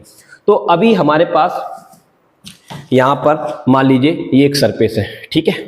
अब इस सरफेस में जो भी इलेक्ट्रॉन पड़े हुए हैं, क्या पड़े हुए हैं बेटा, इलेक्ट्रॉन पड़े हुए हैं, वो रेस्ट स्टेट में है, रेस्ट में मान लीजिए। अच्छा ठीक है, अब यहां से हम किसको लेकर आ रहे हैं, मैग्नेट को लेकर आ रहे हैं। तो जब हम मैग्नेट को लेकर आते हैं तो ये मैग्नेट का जो मैग्नेटिक फील्ड है वो इससे लिंक्ड होगा और इसके फ्लक्स में चेंज आएगा। अब ये सब, ये सरफेस के जितने भी इलेक्ट्रॉन है वो क्या कहेंगे, नहीं मैं चेंज नहीं होने दूंगा। अच्छा तो क्या करूंगा, क्या करेगा, अपोज करूंगा। कैसे करेगा, तो जाहिर सी बात है अगर इसको मैग्नेटिक फील्ड का अपोज करना है, अगर मैं इसका नॉर्थ ला रहा हूं तो इसके नॉर्थ को अपोज करना है तो इसको क्या करना पड़ेगा, अपनी सरफेस को नॉर्थ की तरह दिखाना पड़ेगा। और नॉर्थ की तरह तभी दिखा पाएगा जब इसमें करंट फ्लो हो रही हो। तो ये क्या करता है, अपने इलेक्ट्रॉनों को चला देता है, उसी स्टेट में रहने के लिए अपने इलेक्ट्रॉन को क्या कर देगा, चला देगा। और जब इलेक्ट्रॉन चलेगा तो आपने पिछले चैप्टर में पढ़ा है, अभी मैंने बताया भी था कि इलेक्ट्रॉन के चलने से बनती है करंट और करंट से बनता है मैग्नेटिक फील्ड। तो ये क्या करेगा, अगर हम नॉर्थ पोल को लेकर, अगर ऐसे मैग्नेटिक फील्ड आ रहा है तो ये उल्टा मैग्नेटिक फील्ड बना देगा, ताकि इधर वाला मैग्नेटिक फील्ड इधर वाले मैग्नेटिक फील्ड से क्या हो जाए, अपोज हो जाए। तो ये रिपेल होकर भागना स्टार्ट कर देगा। तो अब देखिए जब हम इसको लेकर आए तो इसने अपने अंदर उल्टा मैग्नेटिक फील्ड बनाया। अगर हम ऐसे ला रहे हैं तो ये अपने अंदर ऐसा मैग्नेटिक फील्ड बना रहा है ताकि ये इसको क्या कर सके, अपोज कर सके। अब जैसे ही अपोज करेगा तो ये चुंबक इससे दूर जाएगा, मैग्नेट दूर जाएगा। अब ये दूर जाएगा तो अब ये इसके दूर जाने का अपोज करेगा। जैसे फिर से सुनिए, जब हम इसको लेकर आ रहे थे, यहां पर मैग्नेटिक फील्ड लाइन है मान लो 10, 20, 30, 50 हो गई, इससे अटैच होने पर 50 हो गई, यहां से 0 से 50 हो गई, तो इसने उस 50 का अपोज किया। अब मैं इसको दूर ले जाऊंगा तो 50 से 40 होगी, 40 से 30 होगी, 30 से 20 होगी, फिर 10 होगी, फिर 0 होगी। तो अब ये क्या करेगा कि 50 से क्या हुई, ये 10 हो गई, तो ये अपोज करेगा, नहीं 10 नहीं होने दूंगा, मैं दोबारा से 50 बना कर रखूंगा। तो ये अपना इस तरह से अपने में करंट फ्लो कराएगा ताकि ये इतना मैग्नेटिक फील्ड बना दे कि जो पहले कितना था, चेंज की वजह से कितना आया था 50, तो वापस भी दोबारा से कितना हो जाए 50, तो ये 40 बना देगा। अगर यहां पर जाने पर ये 10 हुआ है तो ये 40 अपनी तरफ से बना देगा। तो जाने कि अगर हम इसको ऐसे लेकर आते हैं तो ये ऐसे मैग्नेटिक फील्ड बनाएगा ताकि इसको अपोज कर ले। अब ये दूर जाएगा तो ये उसी डायरेक्शन में मैग्नेटिक फील्ड बना देगा ताकि ये उसको सपोर्ट भी कर दे। तो जब हम पास लाते हैं तो ये पास आने का अपोज करेगा और दूर ले जाते हैं तो फिर ये दूर जाने का भी अपोज करेगा। क्या करके, अपने में करंट फ्लो करा के, लॉ ऑफ इनर्शिया कर। तो इधर देखिए, इधर जरा ध्यान देखना, ये हमारे पास नॉर्थ पोल है। तो जब हम नॉर्थ पोल को लेकर आते हैं तो इसका मैग्नेटिक फील्ड ऐसे है, ठीक है। तो ये क्या करेगा, अपने अंदर ये मैग्नेटिक फील्ड लाइन अभी कम है, जब हम इसको पास में लेकर आएंगे तो ये बहुत सारी मैग्नेटिक फील्ड लाइन इसमें प्रवेश करेंगी, इंटर करेंगी, तो ये इसकी फ्लक्स में चेंज आएगा। अब ये कहता है मैं चेंज नहीं होने दूंगा, तो क्या करेगा, अपोज करेगा। तो अपोज करने के लिए क्या करेगा, अपोज ये तभी कर सकता है जब इसमें करंट फ्लो हो, और करंट फ्लो होगा तो मैग्नेटिक फील्ड बनेगा, और मैग्नेटिक फील्ड ऐसा बनना चाहिए जो इसके नॉर्थ को रिपेल कर दे। तो मतलब इसको अपनी सरफेस में नॉर्थ पोल बनाना पड़ेगा, तभी नॉर्थ को रिपेल कर सकता है। तो ये अपने में करंट फ्लो करा देगा एंटी क्लॉकवाइज। तो जब हम नॉर्थ पोल को लेकर आते हैं तो ये अपने में करंट क्या फ्लो करा देता है, एंटी क्लॉकवाइज, ताकि इसकी सरफेस कैसी बन जाती है, नॉर्थ, और नॉर्थ को क्या कर देता है, रिपेल कर देता है, ठीक है। तो जब नॉर्थ पोल को लेकर आते हैं तो करंट कैसी चलती है, एंटी क्लॉकवाइज, ताकि इसका नॉर्थ रिपेल हो जाए। अच्छा, अब ये जो नॉर्थ जो है इससे दूर जा रहा है, ठीक है। तो जो मैग्नेटिक फील्ड लाइन इसके अंदर एंटर करी थी अब वो बाहर निकल रही है, फिर से चेंज होगा। अब ये कहेगा भाई रुक, कहां जा रहा है तू, मैं चेंज नहीं होने दूंगा, मैं अपनी फील्ड लाइन को कवर करके रखूंगा, उतनी बना के रखूंगा। तो ये क्या करेगा, जब ये इसको इधर जाएगा तो ये इसके जाने का अपोज करेगा, और ये तभी पॉसिबल है जब इससे एन को अट्रैक्ट किया जाए, तो इसको साउथ बनाना पड़ेगा। तो ये क्या करेगा, अपने अंदर ये मैग्नेटिक फील्ड ऐसे जा रहा है तो ये उल्टा बना देगा, ऐसे इस तरह से बना देगा, मतलब क्लॉकवाइज डायरेक्शन में करंट को फ्लो करा देगा, ताकि यहां पर कौन सा पोल बन जाए, साउथ, और ये साउथ इसको क्या कर ले, अट्रैक्ट कर ले। तो कुल मिला के सीधी सी बात आपको ये समझ लेनी है आसान शब्दों में कि लेंजेस लॉ ये बताता है कि मैग्नेटिक फील्ड की लाइन एंटी क्लॉकवाइज होगी, क्लॉकवाइज होगी, ये इससे मतलब नहीं है। वो ये बात को बताता है कि जब आप पास में लेकर आते हो तो ये उसके पास आने का अपोज करता है, उसके अगेंस्ट करंट इसको बनानी पड़ती है उल्टी डायरेक्शन में। और जब आप इसको दूर ले जाते हो तो ये दूर जाने का अपोज करता है, तो उस केस में ये उसको सपोर्ट करेगा, मैग्नेटिक फील्ड कम हुआ है उसको उतना लेवल पर बना के रखेगा, ठीक है। बात समझ में आई। और अपन आसान शब्दों में याद रख सकते हैं, जब पास लाएंगे तो अपोज करेगा, मतलब इधर की तरफ मैग्नेटिक फील्ड है तो इधर उल्टा बना देगा ताकि इसको जीरो कर दे, और जब दूर ले जाएंगे तो उल्टा मैग्नेटिक फील्ड लगाएगा ताकि ये इसको वापस बुला ले, ठीक है। तो बच्चे याद कर लेते हैं इसको कि नॉर्थ लेकर आते हैं तो यहाँ पर नॉर्थ पोल बनेगा, यानी कि करंट की डायरेक्शन एंटी क्लॉकवाइज होगी, और जब नॉर्थ पोल को दूर ले जाते हैं तो यहाँ पर करंट डायरेक्शन क्लॉकवाइज होगी, यानी कि साउथ पोल बनेगा। आप ऐसे रख सकते हैं, बट मैंने आपको बताया कि आप उस बेसिस पर जाइए कि भैया जब हम इसको लेकर आ रहे हैं तो अगर हमारा मैग्नेटिक फील्ड ऐसा है तो इसके इलेक्ट्रॉन इस तरह से मूव करेंगे ताकि यहाँ पर मैग्नेटिक फील्ड उल्टा बने। तो भाई इसको लेकर आओगे तो मैग्नेटिक फील्ड ऐसा बनेगा ना, देखो ना, एंटी क्लॉकवाइज, सीधी सी बात है। तो आपको आई होप समझ में आया हो। क्या लिखा हुआ है, the direction of induce electric current will be such as required to oppose the change in magnetic flux. ठीक है, तो ये लेंजेस लॉ ने ये बताया। अच्छा, एक चीज यहां पर समझिए, यहां पर ये चीज समझिए कि जब मैग्नेट को लेकर आते हैं तो यहां पर इलेक्ट्रिक करंट बन रही है, वो बैटरी नहीं लगी, तो इस तरह से एनर्जी कैसे कन्वर्ट हो गई, मतलब एनर्जी आ कैसे गई, इलेक्ट्रिक करंट कैसे आ गई। और हमने पढ़ा है कंजर्वेशन ऑफ एनर्जी, यानी कि Lenz's law based on conservation of energy. कैसे, सुनिए, ये मैग्नेट को हमने पकड़ा और ये कॉइल रखी है, और मैग्नेट को पकड़कर हमने फोर्स लगाया और चलाया, तो फोर्स इनटू डिस्प्लेसमेंट क्या होता है बता, वर्क डन होता है। तो हमने इस पर मैकेनिकल वर्क किया, वो मैकेनिकल वर्क कन्वर्ट हो गया इसकी इलेक्ट्रिकल एनर्जी में।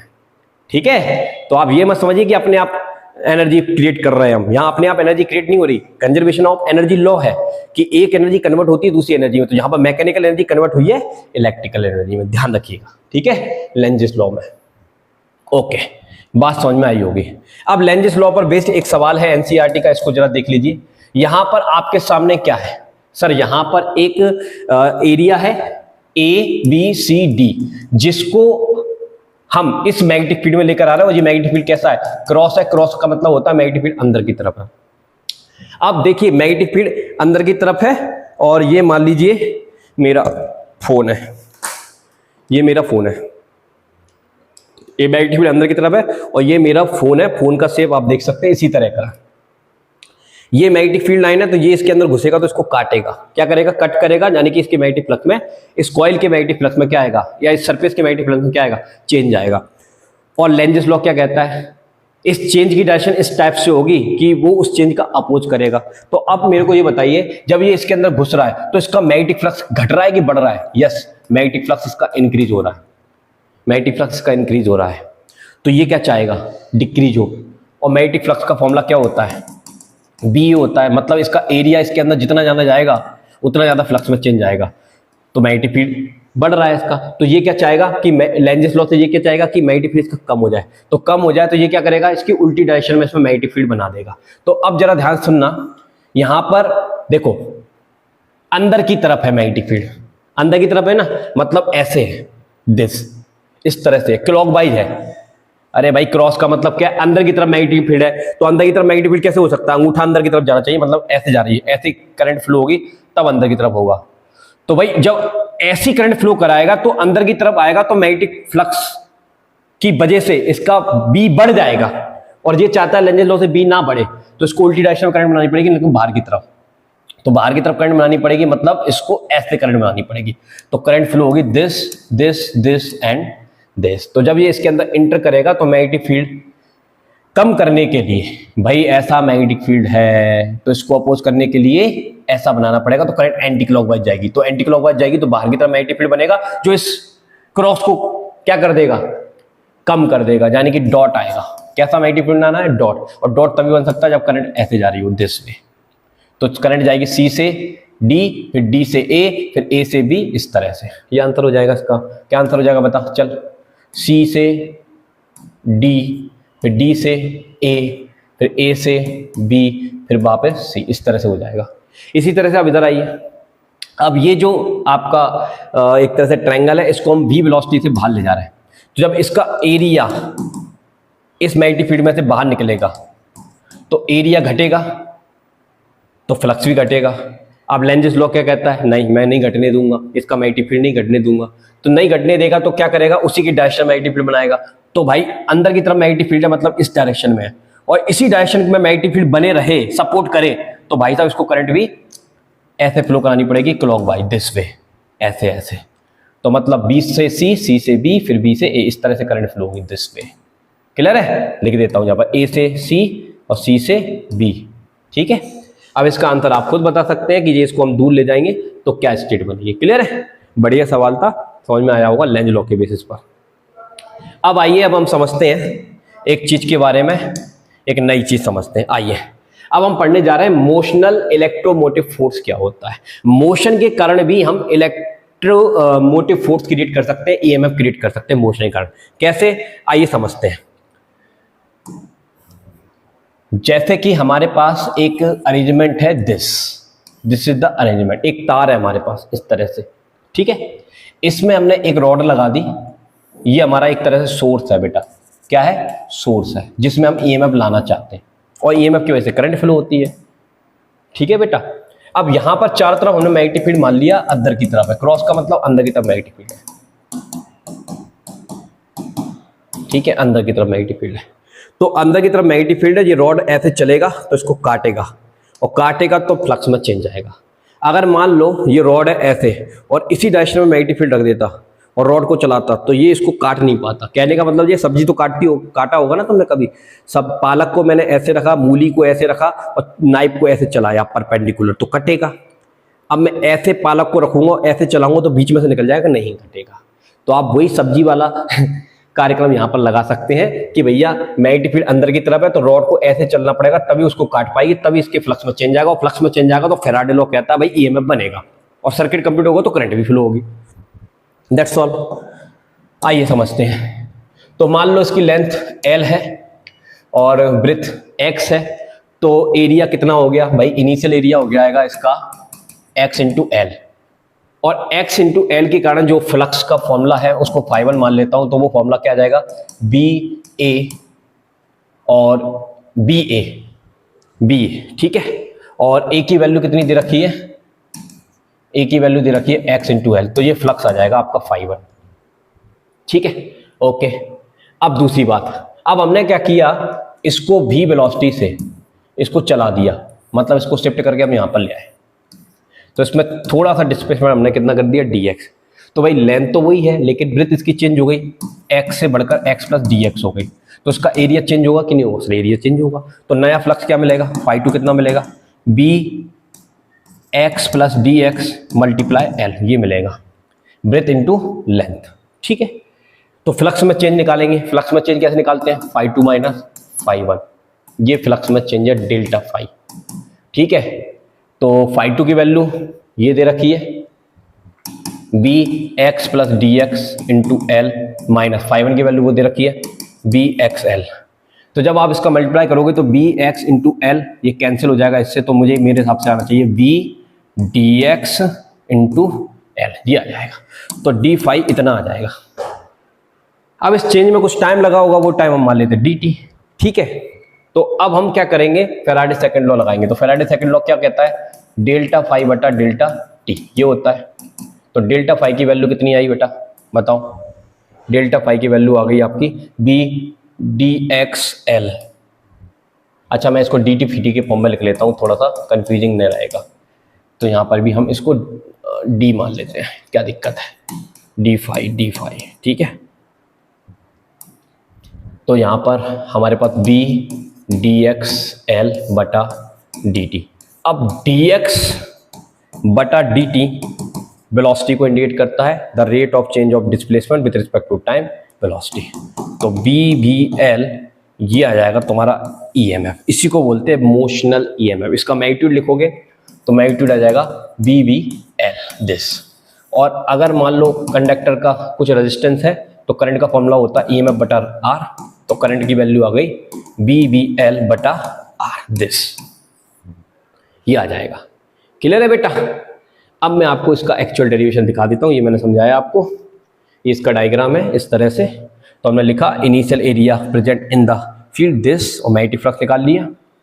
फिर आफ्टर मूविंग आ डिस्टेंस डी एक्स, फिर न्यू एरिया ये आया, फिर हमने मैग्नेटिक फ्लक्स निकाल दिया। उसके बाद हमने क्या किया, उसके बाद बेटा हमने चेंज निकाला फ्लक्स में, ये आ गया।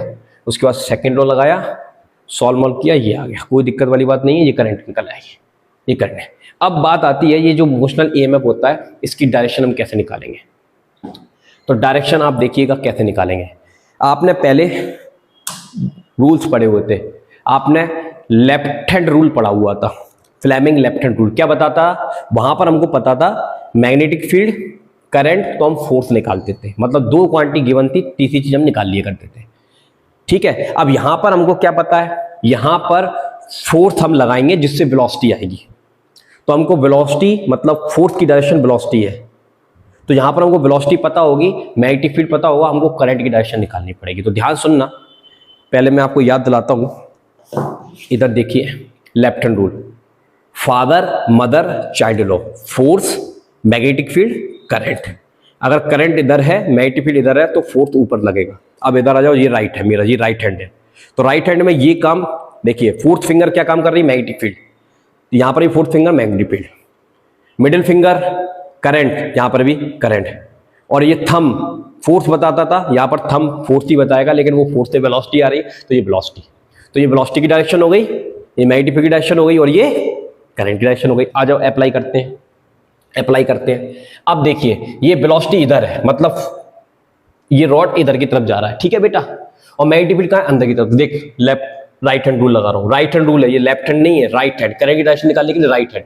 तो देख मैग्नेटिक फील्ड कहां है, अंदर की तरफ, ये पकड़ा मैग्नेटिक फील्ड, ये गए अंदर, फोर्स का लग रहा है इधर की तरफ, तो करंट का जाएगी ऊपर, और करंट ऊपर की तरफ जा रही है, मतलब ये वाला साइन पॉजिटिव होगा, ये वाला साइन नेगेटिव होगा, क्योंकि करंट हमेशा ऑलवेज पॉजिटिव टू कहां जाती है, नेगेटिव, तो करंट ऊपर जा रही है इस तरह से। तो करंट ऐसे जाएगी, फिर ऐसे जाएगी, फिर ऐसे जाएगी, ऐसे जाएगी, इस तरह से करंट पूरे सर्किट में घूमना स्टार्ट कर देगी।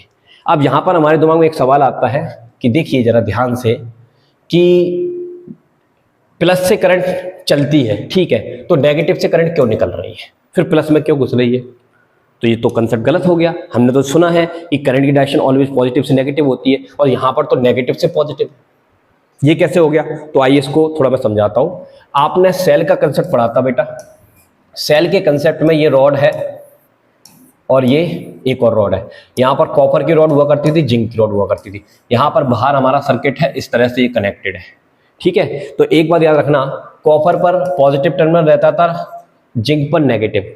तो जब हमारी करंट आउटर सर्किट में जाती है तो प्लस से कहा जाती है माइनस, लेकिन जब वो इनर सर्किट में जाती है, इनर सर्किट मतलब सेल के अंदर, तो वो नेगेटिव से कहा जाती है पॉजिटिव, ताकि ये क्लोज सर्किट बन जाए। तो याद रखना, सोर्स के अंदर करंट की डायरेक्शन ऑलवेज नेगेटिव टू क्या होती है, पॉजिटिव, और सोर्स के बाहर करंट की डायरेक्शन हमेशा पॉजिटिव से कम होती है, नेगेटिव। तो याद रखना यहां पर ईएमएफ किस में बन रहा है, इस तार में नहीं बन रहा है, इस रॉड में बन रहा है। तो सोर्स ये है, तो सोर्स के अंदर जो डायरेक्शन होगी, ठीक है, वो कैसे होगी, नेगेटिव से पॉजिटिव। थोड़ा मैंने गलत लिख दिया यहां पर मुझे नेगेटिव लिखना चाहिए था, आई एम सॉरी, यहाँ नेगेटिव और यहां पर क्या लिखना चाहिए था, पॉजिटिव। क्लियर है बेटा, क्लियर है, क्लियर है, क्लियर है, ठीक है। तो नेगेटिव से पॉजिटिव, ये बात याद रखना। ओके जी, ये बात आपको समझ में आई होगी। तो सोर्स के अंदर करंट की डायरेक्शन हमेशा नेगेटिव से कम होती है, पॉजिटिव। अभी मैंने आपको कौन सा एग्जांपल दिया था, सेल वाला। तो सेल के अंदर जो इंटरनल सर्किट है वहां पर जस्ते से कॉपर की तरफ करंट जा रही है, तो जस्ते पर नेगेटिव पोटेंशियल होता है और कॉपर पर पॉजिटिव। तो सेल के अंदर करंट नेगेटिव से पॉजिटिव, सेल के बाहर करंट पॉजिटिव से नेगेटिव। तो याद रख लेना, सोर्स के अंदर करंट नेगेटिव से पॉजिटिव, बाहर पॉजिटिव से नेगेटिव, ठीक है। चलिए, इसलिए यहां पर माइनस साइन आया, यहां प्लस आया है, और करंट की डायरेक्शन पॉजिटिव से कम होती है, नेगेटिव। और फिर नेगेटिव से पॉजिटिव क्यों है, तो आंसर है सोर्स के अंदर नेगेटिव से पॉजिटिव ही रहती है, ठीक है बेटा। ये इसका एक प्रॉपर डेरिवेशन होंगे, ये आपको समझ में आया होगा, अच्छे से समझ में आया बेटा, क्लियर है।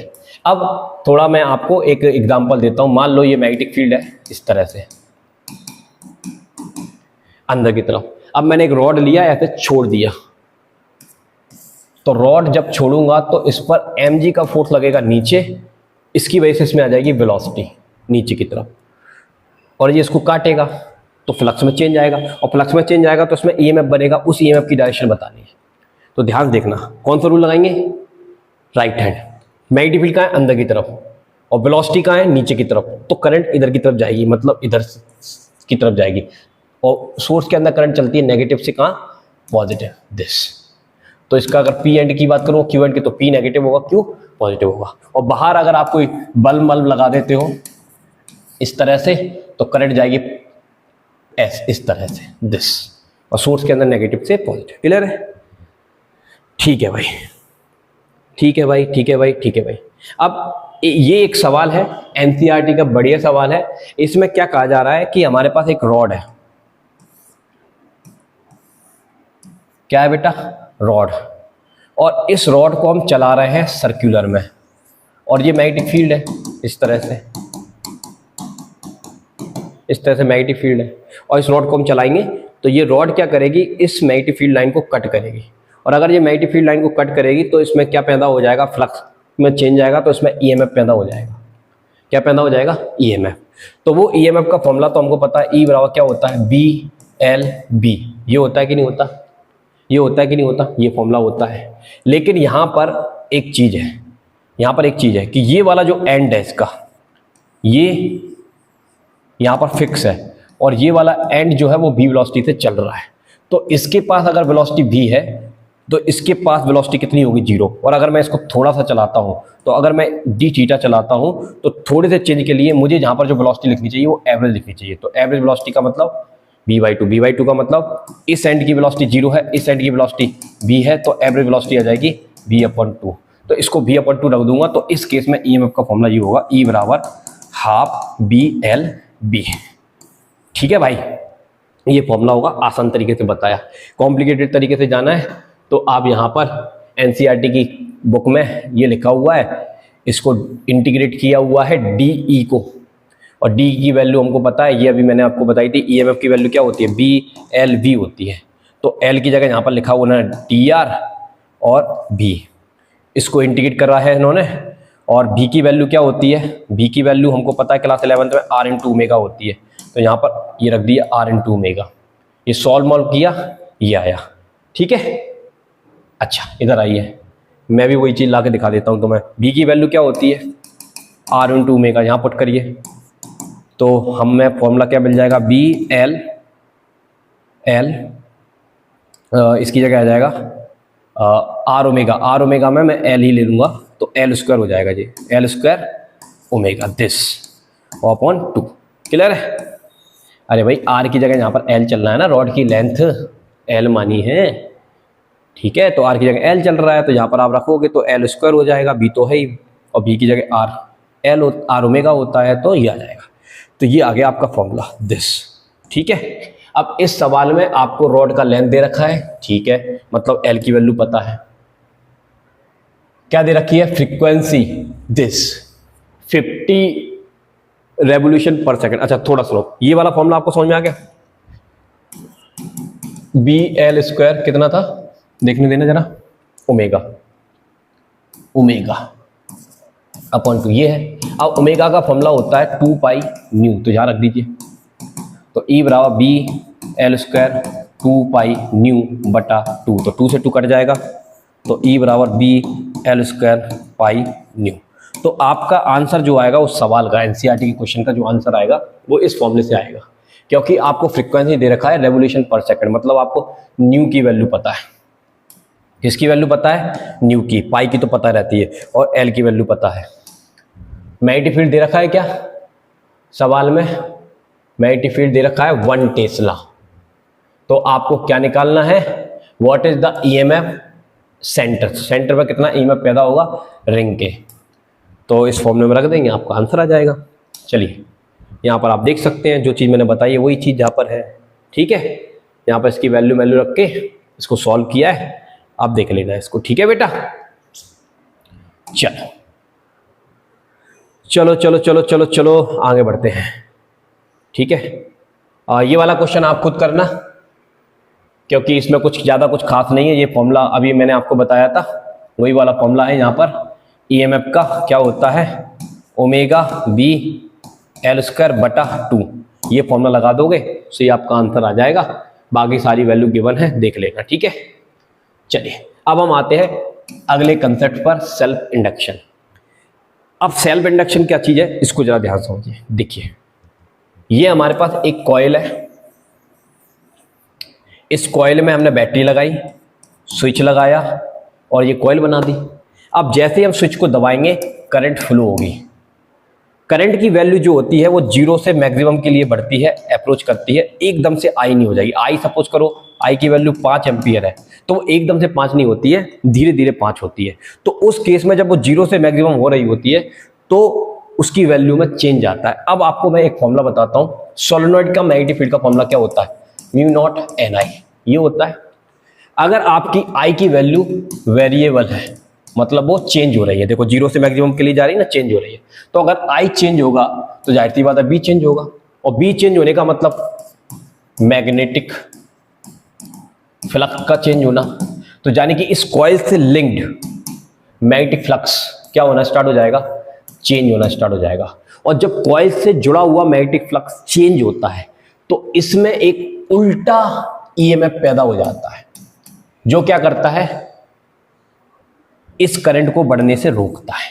क्या कर देता है, रोक देता है। तो भैया हमने क्या किया, स्विच को दबाया, करंट जीरो से मैक्सिमम के लिए बढ़ रही है, तो उस दरमियान इसके मैग्नेटिक फ्लक्स में चेंज आता है, इसी कॉइल के मैग्नेटिक फ्लक्स में चेंज आता है। उस चेंज की वजह से इसमें एक उल्टा ईएमएफ पैदा हो जाएगा, जो कि इस करंट को बढ़ने को रोकेगा।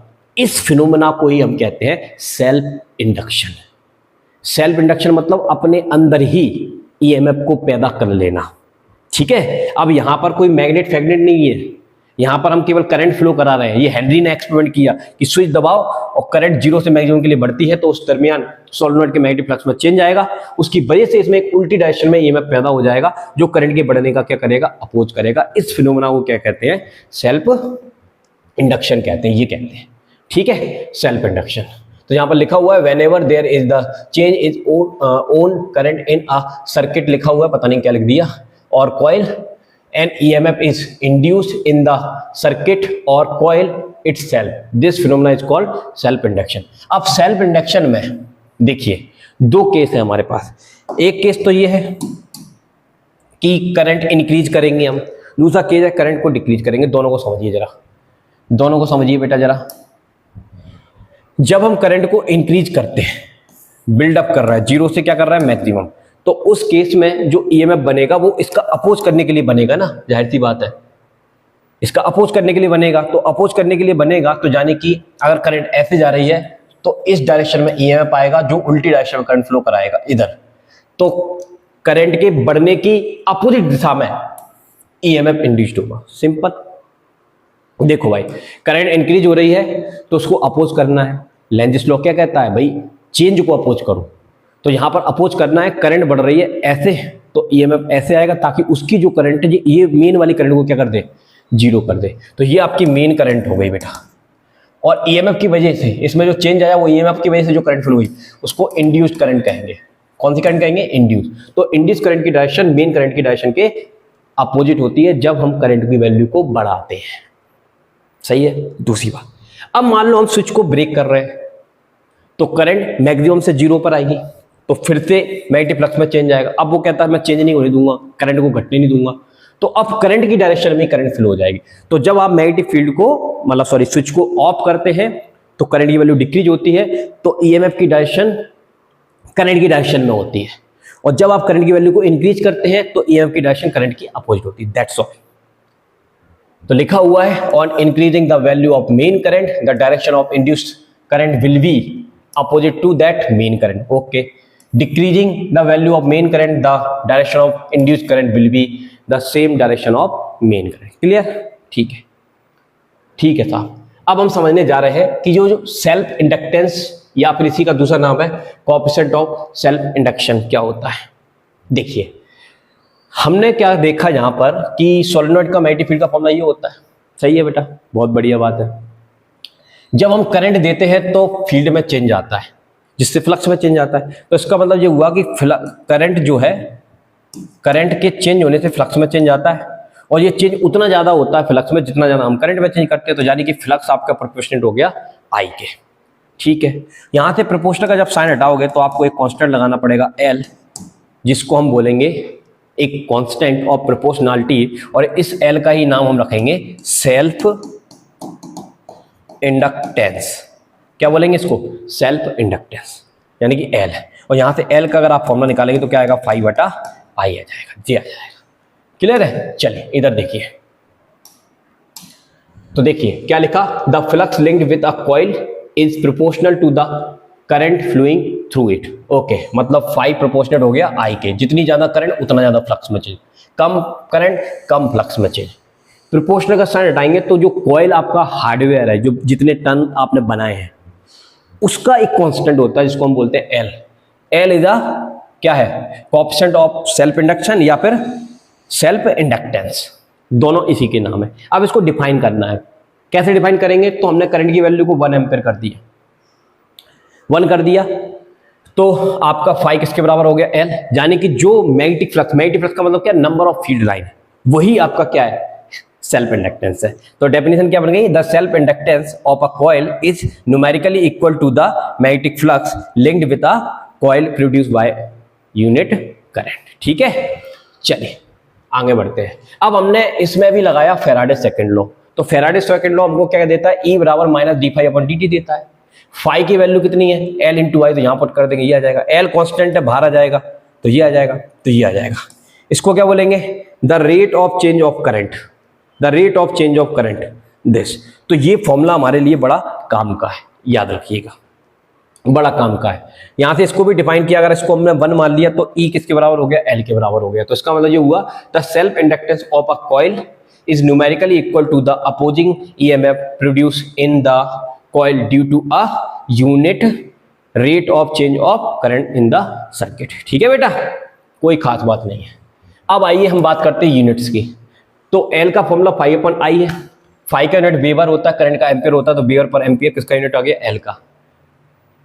इसी तरह से एक और यूनिट होता है भैया फाई का, टेस्ला इंटू मीटर स्क्वायर। तो L का एक और यूनिट आ गया टेस्ला इंटू मीटर स्क्वायर पर एम्पियर। या फिर इसका एक और यूनिट होता है हेनरी, साइंटिस्ट के नाम पर क्या होता है? हेनरी, जिससे H से लिखते हैं इसको। कैसे लिखते हैं? H से। इसका डायमेंशन हम निकाल सकते हैं, फाई का हमको पता है, आई का हमको पता है, सॉल्व कर लेंगे तो दिया जाएगा, कोई खास बात नहीं है। ठीक है बेटा, चलिए अब मैं कुछ आपको विशेष बात बताना चाह रहा हूं, वो जरा ध्यान से समझिएगा, वो जरा ध्यान से समझिएगा। देखिए, जब हम करंट को क्या करते हैं? इंक्रीज करते हैं, या फिर हम करंट को डिक्रीज करते हैं। ठीक है, करंट को इंक्रीज कर रहे हैं या फिर हम क्या कर रहे हैं?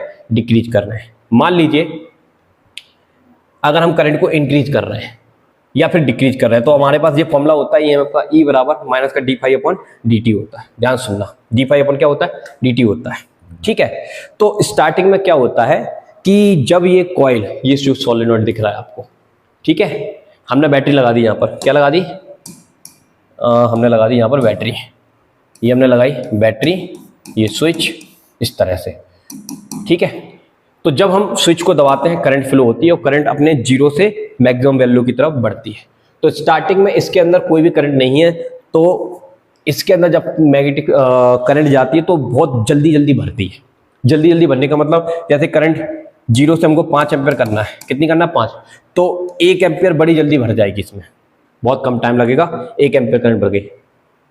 फिर दूसरी एम्पियर की जब करंट आएगी तो उसको भरने में थोड़ा सा ज़्यादा टाइम लगेगा। ठीक है, जैसे एक टंकी का एग्जाम्पल देता हूँ, सुनो ध्यान से। स्प्रिंग का एग्जाम्पल जहाँ पर थोड़ा सा सुटेबल हो जाएगा। मान लीजिए स्प्रिंग को दबाना है, तो स्प्रिंग को स्टार्टिंग में दबाने में हमको कम फोर्स लगता है, दब जाती है, कोई दिक्कत नहीं है। अब हम इसको और दबाना चाहते हैं तो थोड़ा फोर्स हमको और बढ़ाना पड़ेगा, तभी जाके दबेगी। अब इसको हम और दबाना चाहते हैं तो हमको फोर्स और ज़्यादा बढ़ाना पड़ेगा, तभी दबेगी। अब इसको बिल्कुल ही दबाना है तो हमको बहुत ज़्यादा फोर्स लगाना पड़ेगा, तभी दबेगी। तो इसका मतलब ये हुआ कि 1 एम्पियर करंट कोई दिक्कत नहीं, आराम से भर जाती है। 2 एम्पियर करंट को भरने में थोड़ा टाइम लगता है, 3 एम्पियर करंट को भरने में और टाइम लगता है, 4 एम्पियर करंट को भरने में और टाइम लगता है, 5 एम्पियर करंट आराम से भरती है। तो इसका मतलब जैसे जैसे टाइम बढ़ता जाएगा, ईएमएफ की वैल्यू क्या होती जाएगी? घटती जाएगी। सही है कि नहीं? ईएमएफ की वैल्यू घटती जाएगी। तो इसका मतलब ये हुआ कि जो पहली एम्पियर की करंट जो गई थी उसको भरने में कम टाइम लगा था, तो बहुत कम टाइम के लिए स्टार्टिंग में ईएमएफ बहुत ज्यादा बनता है। बहुत कम टाइम के लिए स्टार्टिंग में ईएमएफ बहुत ज्यादा बनता है। तो उस केस में यहां पर जो इंड्यूस्ड ईएमएफ आएगा, जैसे स्विच दबाएंगे करंट जीरो से मैक्सिमम के लिए जाएगी, तो 1 एम्पियर बढ़ने में बहुत कम टाइम लगता है, तो उल्टा ईएमएफ इसमें जोरदार बनता है। देखो ना, टाइम कम लगा तो ईएमएफ ज्यादा बना, तो ये तुरंत उसको अपोज कर देता है, एकदम से बढ़ने नहीं देता। फिर धीरे धीरे बैटरी में ताकत लगाती है, धीरे धीरे बढ़ता है। तो आप ग्राफ बना सकते हैं ई और टी के बीच कि धीरे धीरे फिर ये जो इसके अंदर इंड्यूस्ड ईएमएफ है उसकी वैल्यू कम होती जाती है, टाइम के साथ कम होती जाती है, कम होती जाती है, कम होती जाती है। क्योंकि भैया टाइम बढ़ते जाएगा, ईएमएफ की वैल्यू घटती जाएगी। टाइम बढ़ते जाएगा, ईएमएफ देखो पहले टाइम कम है, ईएमएफ बहुत ज़्यादा है, ठीक है।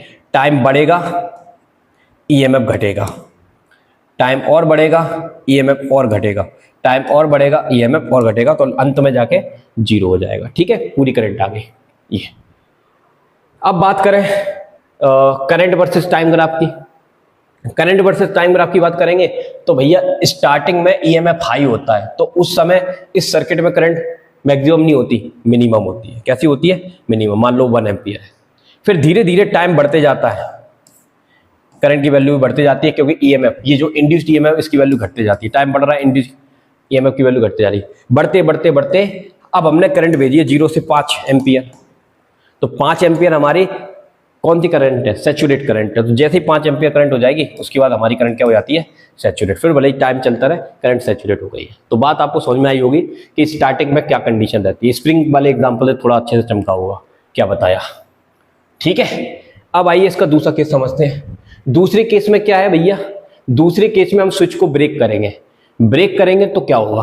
तो ब्रेक करेंगे तो इसकी करंट मैक्सिमम से तुरंत ही जीरो होना चाहिए। तो जब मैक्सिमम से जीरो होने में विद इन द बहुत कम टाइम लगता है, 0.1 सेकेंड या 0.001 सेकेंड, ये बहुत कम टाइम है। अगर टाइम बहुत कम है तो जाहिर सी बात है ईएमएफ बहुत ज्यादा होगा। अब ईएमएफ बहुत ज्यादा होगा तो क्या मतलब है इसका? बेटा ईएमएफ बहुत ज्यादा होगा, इसका ये मतलब है, देख इधर ध्यान से, ये स्विच है, ये तेरा स्विच है, ठीक है। अब इस स्विच को एज अ कैपेसिटर बिहेव कर कि ये कैपेसिटर है, तो कैपेसिटर में क्या होगा कि करंट एकदम से बहुत तेजी से घट रही है, तो ईएमएफ बनेगा करंट की डायरेक्शन में। तो यहां पर मान लो पॉजिटिव आ गया, यहां पर नेगेटिव आ गया, और ये इनके बीच में इलेक्ट्रिक फील्ड आ जाएगा। बीच में एयर भरी हुई है, बीच में एयर भरी हुई है, तो यहां पर जो मैग्नेटिक फील्ड इलेक्ट्रिक फील्ड बनेगा, ठीक है, वो इतना ज्यादा स्ट्रांग होता है कि जहां पर जो एयर के एटम्स होते हैं वो उनको आयोनाइज कर देता है। आयोनाइज करने का मतलब उसमें से इलेक्ट्रॉन को निकाल लेता है, और वो इलेक्ट्रॉन निकलने के बाद तेजी से कहां की तरफ भागते हैं? आयंस कहां की तरफ भागते हैं? दूसरी प्लेट की तरफ भागते हैं। तो वो एयर में टकराते रहते हैं आपस में, और जब वो टकराते हैं तो वहां पर क्या बनती है? स्पार्क बनती है। इसलिए आपने देखा होगा कि जब भी स्विच को सडनली ब्रेक किया जाता है तो उसके अंदर स्पार्क आती है। कूलर एकदम से तेजी से चल रहा हो, आप ब्रेक करिए, स्पार्क आएगी। एसी का खटका एकदम से बंद करिए, स्पार्क आएगी। वो क्यों आती है? क्योंकि ये रीजन है, क्योंकि with in the second current zero होना चाहती है। ईएमएफ उल्टा ईएमएफ करंट को सपोर्ट करने के लिए उसी डायरेक्शन में फ्लो हो जाएगा, तो स्पार्क आएगी। वो स्पार्क कहां देखने को मिलती है? स्विच के अंदर देखने को मिलती है, यहां पर, यहां देखने को मिलती है। दूसरी चीज मैं आपको बताऊं, इधर आइए, यहां पर हमारे पास क्या है? ये आपके सामने सोलेनॉइड कॉइल है एक तरह से। अब हमने इसके सर्किट को ब्रेक किया, और लेकिन पैरेलल में क्या लगा दिया? बल्ब लगा दिया, ठीक है, और हमने इसको ब्रेक किया। तो ब्रेक करते हैं तो करंट जीरो से कहां बढ़ती है? सॉरी, अभी तो मैक्सिमम है ना, मैक्सिमम से कहां बढ़ेगी? जीरो की तरफ बढ़ेगी। तो करंट एकदम से जीरो होना चाहिए। अब ये कहेगा जीरो नहीं होना, तो स्टार्टिंग में विद इन द सेकंड में करंट जीरो हो रही है, तो ईएमएफ ज्यादा बनेगा। अब देखिए मैं आपको यहां पर एक एग्जांपल देता हूं। मान लीजिए आपकी करंट 1 एम्पियर, मतलब बल्ब को जलाने के लिए 1 एम्पियर करंट सफिशिएंट है। हमारी 1 एम्पियर की करंट हमने फ्लो कराई है। अब वो करंट 1 एम्पियर से जीरो होना चाहती है। कितने सेकंड में जीरो होना चाहती है? मान लो dt बराबर 0.1 सेकंड दे रखा है, और जो आपका जो L है, इंडक्टर है, L इसका इंडक्टेंस, वो मान लीजिए आपका कितना है? 100 हेनरी है। अब इन सब वैल्यू को मैं यहां पर पुट करता हूं, तो di की वैल्यू कितनी है? 1 माइनस 0 मतलब 1 ही होगी वो तो, ठीक है, ये 1 आ गया। और L की वैल्यू कितनी है? 100 है, और dt की वैल्यू कितनी? 0.1 है, वो पॉइंट हटेगा तो एक जीरो आ जाएगी। सॉल्व करेंगे, 1000 आ गया, माइनस को हटा दीजिए, 1000 वोल्ट। यानी कि ये 100 वाट का बल्ब, जैसे हमने स्विच को अचानक से ब्रेक किया, तो ये 100 वाट के बल्ब को जलने के लिए कितना उल्टा ईएमएफ मिल गया? इन दोनों के पॉइंट में प्लस और माइनस के बीच में कितना मिल गया? यहाँ पर 1000 वोल्ट। अब भाई साहब 1000 वोल्ट पर तो ये फटाका बीत जाएगा। इसमें फटाका बीतने का मतलब ये ब्रेक हो जाएगा, मतलब खराब हो जाएगा। तो अब तुम आते हो, बोलते हो भैया कल जलाया तो चालू था, आज जलाया तो चालू नहीं हुआ। तो भाई जो सर्किट में जो बल्ब वगैरह आपके खराब होते हैं, वो चालू करते समय खराब नहीं होते हैं, क्योंकि चालू करते समय तो वो अपोज कर देता है, करंट को बढ़ने नहीं देगा तेजी से, ठीक है। लेकिन जैसे ही आप ब्रेक करते हो तो करंट बड़ी तेजी से नीचे की तरफ आती है, तो बहुत ज्यादा ईएमएफ बना देता है। उस ईएमएफ की वजह से हमारे सर्किट के जो बल्ब होते हैं वो खराब हो जाते हैं। कैसे खराब होंगे? इंडक्टर का लगा, ये फैन के अंदर इंडक्टर लगा हुआ है, ठीक है ना, तो ये इंडक्टर आपके बल्ब के साथ भी कनेक्टेड है, पैरेलल में, ठीक है। तो उस केस में जब भी आप स्विच को अचानक से बंद करोगे तो वो खराब होने के चांसेस रहते हैं, इसलिए स्विच को थोड़ा आराम से प्रेस किया करिए, एकदम से खट नहीं, बल्ब उड़ जाएंगे तुम्हारे। तो बंद करने पर बल्ब खराब होते हैं, चालू करने पर नहीं होते, ये बात ध्यान रखना, समझ में आया होगा। अब आइए एक डेरिवेशन करते हैं, most important, self inductance of a long solenoid. ये जो सोलेनॉइड है इसका सेल्फ इंडक्शन जो हार्डवेयर है वो हम कैसे निकालेंगे। तो उसको निकालने के लिए इधर देखिए, सबसे पहले हमने ये सोलेनॉइड लिया, उसकी लेंथ L मान ली, रेडियस R मान ली, और सोलेनॉइड के अंदर जो एक्सिस पर मैग्नेटिक फील्ड होता है उसका फॉर्मूला होता है दिस, म्यू नॉट एन आई। कोई दिक्कत वाली बात नहीं है। अब n जो है number of turn per unit length, उसका फॉर्मूला होता है total number divided by L, ठीक है। तो इस n को यहां पर चिपका देगा तो ये आ जाएगा। अब ये जो मैग्नेटिक फील्ड है वो करंट के बढ़ने से चेंज होता है, मतलब मैग्नेटिक फ्लक्स में चेंज आएगा। वो मैग्नेटिक फ्लक्स में चेंज हमारी खुद की कॉइल से अटैच होगा, तो वो फ्लक्स का फॉर्मूला क्या होता है, BNA, ठीक है। और cos 0 की वैल्यू 1 होती है, तो BNA लिख दिया हमने ऑनली, ठीक है। अब यहां पर B की वैल्यू को पुट कर देंगे, यहां से लाकर देखो ये रखिए, तो यहां पर पुट कर दिया, इसको सॉल्व कर लिया, I को नीचे भेज दिया, तो ये आ गया देखो n स्क्वायर हो गया, ठीक है। और ये वाले भाई साहब को हम बोलते हैं सेल्फ इंडक्टेंस, तो इसको लिख देंगे L। तो ये किसका फॉर्मूला आ गया बेटा, सेल्फ इंडक्टेंस का। तो जो सोलेनॉइड है, लॉन्ग सोलेनॉइड है, उसका सेल्फ इंडक्टेंस का फॉर्मूला क्या होता है, mu naught n square A बटा L होता है हेनरी, यानी कि आपका L n पर डिपेंड करता है। तो जितने ज्यादा नंबर ऑफ टर्न्स होंगे उतना ज्यादा L होगा। एरिया पर डिपेंड करता है, लेंथ कम होनी चाहिए, लेंथ के इनवर्सली प्रोपोर्शनल है, ध्यान रखिएगा, ठीक है। चलिए अब आगे बढ़ते हैं।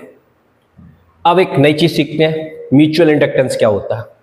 अब म्यूचुअल इंडक्टेंस क्या होता है आइए समझते हैं। यहां पर हमारे पास ऑलरेडी एक कॉइल है जिसमें हमने सोर्स लगा के रखा हुआ है, और यहां पर दूसरी वाली कॉइल है जिसमें हमने गैल्वेनोमीटर लगा के रखा हुआ है। इसका क्या मतलब है, इसका ये मतलब है बेटा कि जब ये हमारे पास एक कॉइल है जिसमें हमने स्विच लगाया, ये इसके जस्ट पास में एक दूसरी कॉइल है, इसमें हमने कुछ नहीं लगाया, गैल्वेनोमीटर लगाया। अब हम क्या देखते हैं कि जब हम इसके स्विच को दबाते हैं तो करंट की वैल्यू 0 से मैक्सिमम होती है। तो 0 से मैक्सिमम के बीच में करंट की वैल्यू में चेंज आता है, फॉर्मूला होता है B बराबर म्यू नॉट एन आई। तो I में चेंज आया, B में चेंज आया, B में चेंज आया, मतलब मैग्नेटिक फ्लक्स में चेंज आया। तो जब इसका मैग्नेटिक फ्लक्स चेंज होता है तो वो फ्लक्स इस पास में रखी कॉइल के साथ लिंक्ड हो जाता है, और जब वो पास में रखी कॉइल के साथ लिंक्ड हो जाएगा तो इसके फ्लक्स में भी चेंज कर देगा, तो गैल्वेनोमीटर में डिफ्लेक्शन आना स्टार्ट हो जाएगा, यूं यूं मटकना स्टार्ट हो जाएगा। तो इस कॉइल में हम करंट की वैल्यू में चेंज कर रहे हैं, उसको प्राइमरी कॉइल बोलेंगे।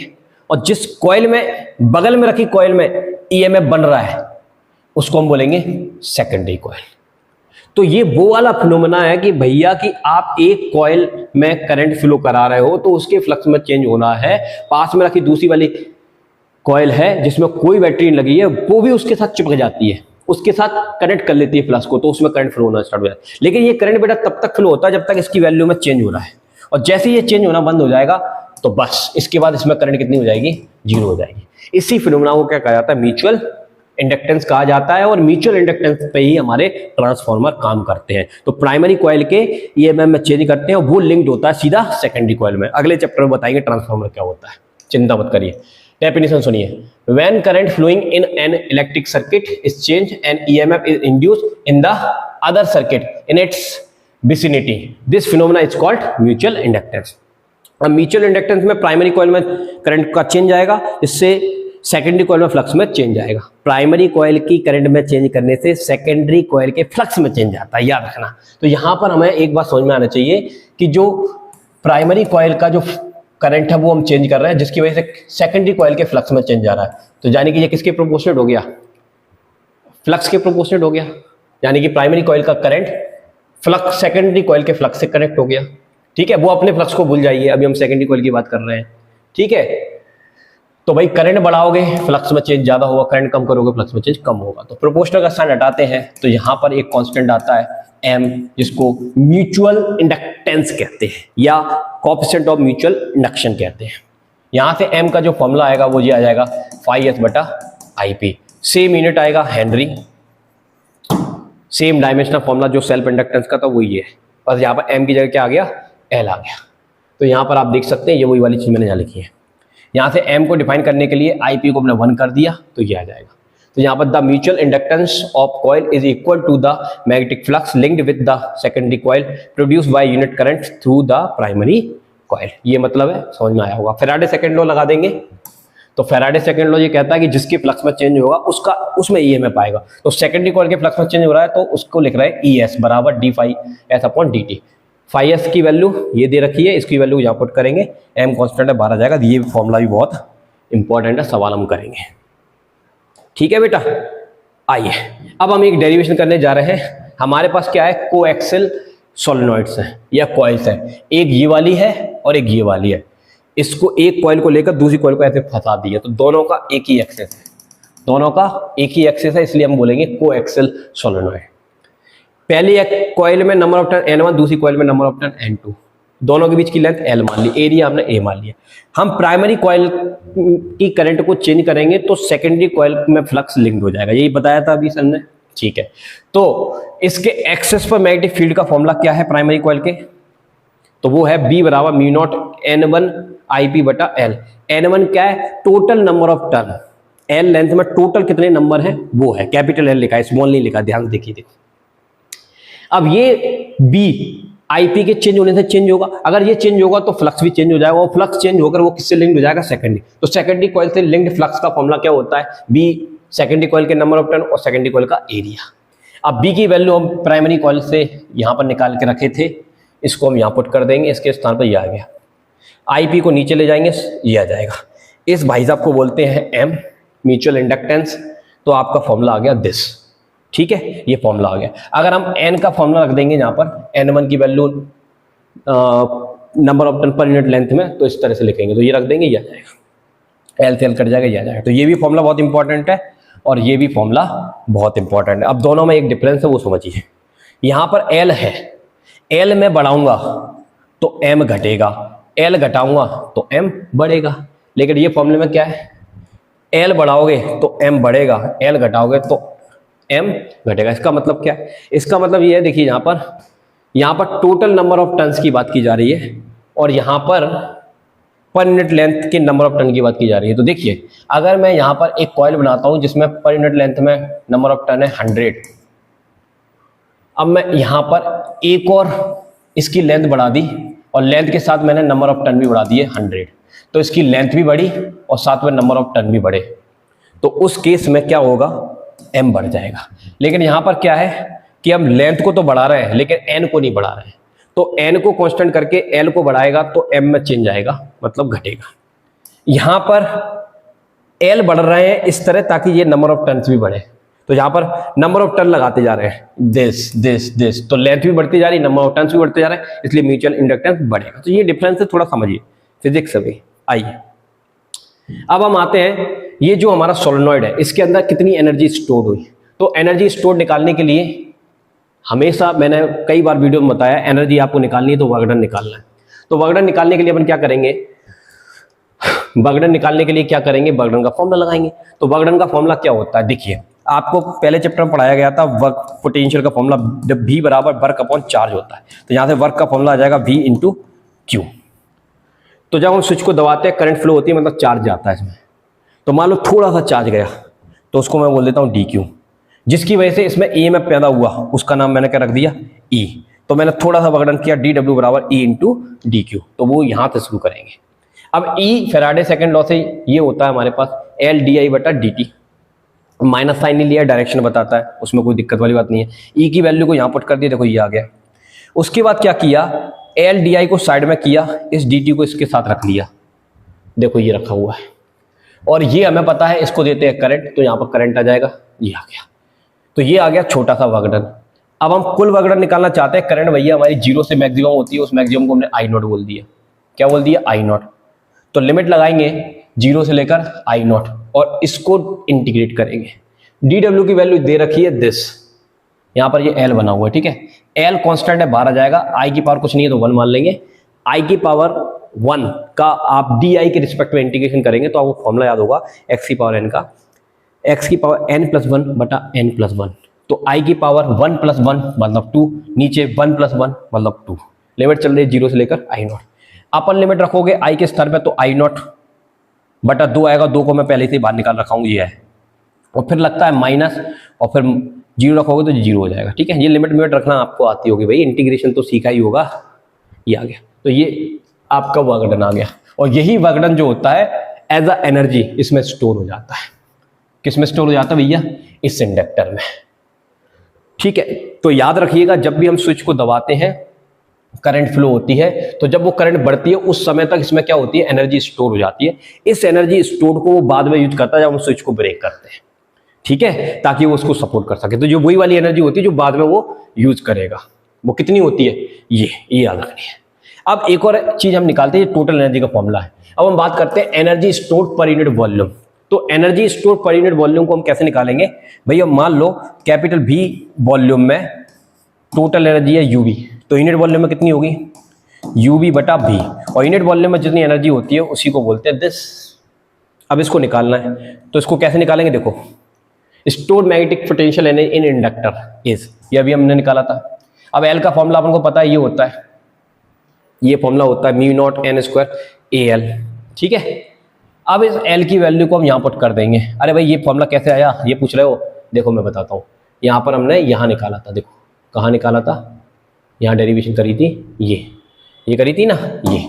अब सर देखो N की वैल्यू क्या होती है? NL होती है, तो यहाँ रख देगा, तो L बराबर mu naught N square L square A बटा L आएगा। एक L से एक L कट जाएगा, तो कितना आएगा? Mu naught N square L A। ये वही फॉर्मूला है जो हम यहाँ पर यूज कर रहे हैं बेटा। कहाँ यूज कर रहे हैं? यहाँ पर यूज कर रहे हैं। और I नॉट, I करंट, अरे B का फॉर्मूला क्या होता है? म्यू नॉट NI, इसको I नॉट बोल दिया, तो I नॉट की वैल्यू कितनी आ जाएगी? B बटा म्यू नॉट दिस। तो I नॉट का बोल, तो I नॉट की वैल्यू यहाँ रखेंगे, L की वैल्यू यहाँ रखेंगे, सॉल्व करेंगे तो ये इस तरह का दिखेगा। इसका स्क्वायर खोलोगे तो ऐसा दिखेगा, जो सेम क्वांटिटी वो कैंसिल हो जाएंगी तो ऐसा दिखेगा। उसके बाद energy stored per unit volume का फॉर्मूला क्या होता है? ये अभी मैंने आपको बताया था। V की वैल्यू AL मान लीजिए, तो AL से L कट जाएगा, ये आ जाएगा। तो ये बहुत इंपॉर्टेंट फॉर्मूला है। इसी तरह से आपने कैपेसिटर में पर यूनिट वॉल्यूम में एनर्जी का फॉर्मूला निकाला था, क्या था? Half epsilon not E square आया था। और यहाँ पर यूनिट वॉल्यूम में मैग्नेटिक एनर्जी का फॉर्मूला क्या होता है? ये होता है। ठीक है, चलिए अब हम आते हैं अगले टॉपिक की तरफ, इस चैप्टर का लास्ट टॉपिक जिसमें हम पढ़ने वाले हैं AC जनरेटर। तो फैराडे ने अपना एक्सपेरिमेंट करके हमको जो फिनोमेना दिया इलेक्ट्रोमैग्नेटिक इंडक्शन, तो ये आपका उसी पर एक डिवाइस बनाया गया है जिससे हमारे घरों में इलेक्ट्रिसिटी आती है पावर हाउस में। तो इसका इंट्रोडक्शन क्या है भैया? एक तरह का ये डायनेमो होता है। Dynamo is a device which convert mechanical energy into electrical energy. मतलब इसकी सहायता से आप मैकेनिकल एनर्जी को कन्वर्ट कर सकते हो, किसमें? इलेक्ट्रिकल एनर्जी में। मैकेनिकल एनर्जी का मतलब क्या है बेटा? देख इधर, ये देख, यहाँ पर मैं इसको चलाऊंगा तो फोर्स इनटू डिस्प्लेसमेंट की वजह से इसमें क्या लग रहा है? मैकेनिकल वर्क हो रहा है। और वो मैकेनिकल वर्क हमको काय के फॉर्म में मिल रहा है? इलेक्ट्रिकल के फॉर्म में मिल रहा है। तो वही चीज यहाँ पर होगी बेटा, वही चीज यहाँ पर होगी। तो पहली चीज इंट्रोडक्शन में क्या लिखोगे? Dynamo is a device which convert mechanical energy into electrical energy. अब प्रिंसिपल बेस्ड किस पर है? इलेक्ट्रोमैग्नेटिक इंडक्शन पर बेस्ड है।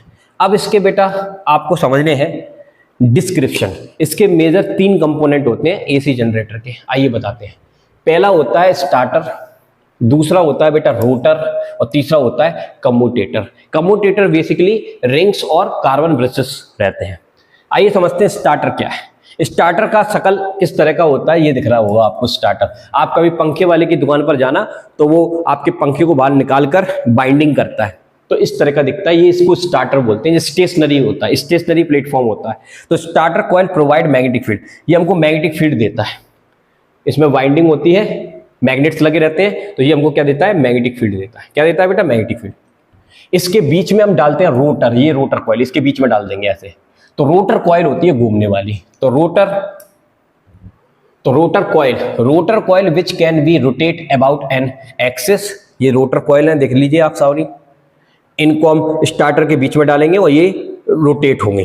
कैसे होंगे? रोटेट। और इसमें एक शाफ्ट लगा रहता है, एक रॉड टाइप की लगी रहती है जो हमारे सोर्स से कनेक्ट होती है। सोर्स मतलब जो उसको घुमाएगा, रोटर को चलाएगा। रोटर को क्या करेगा?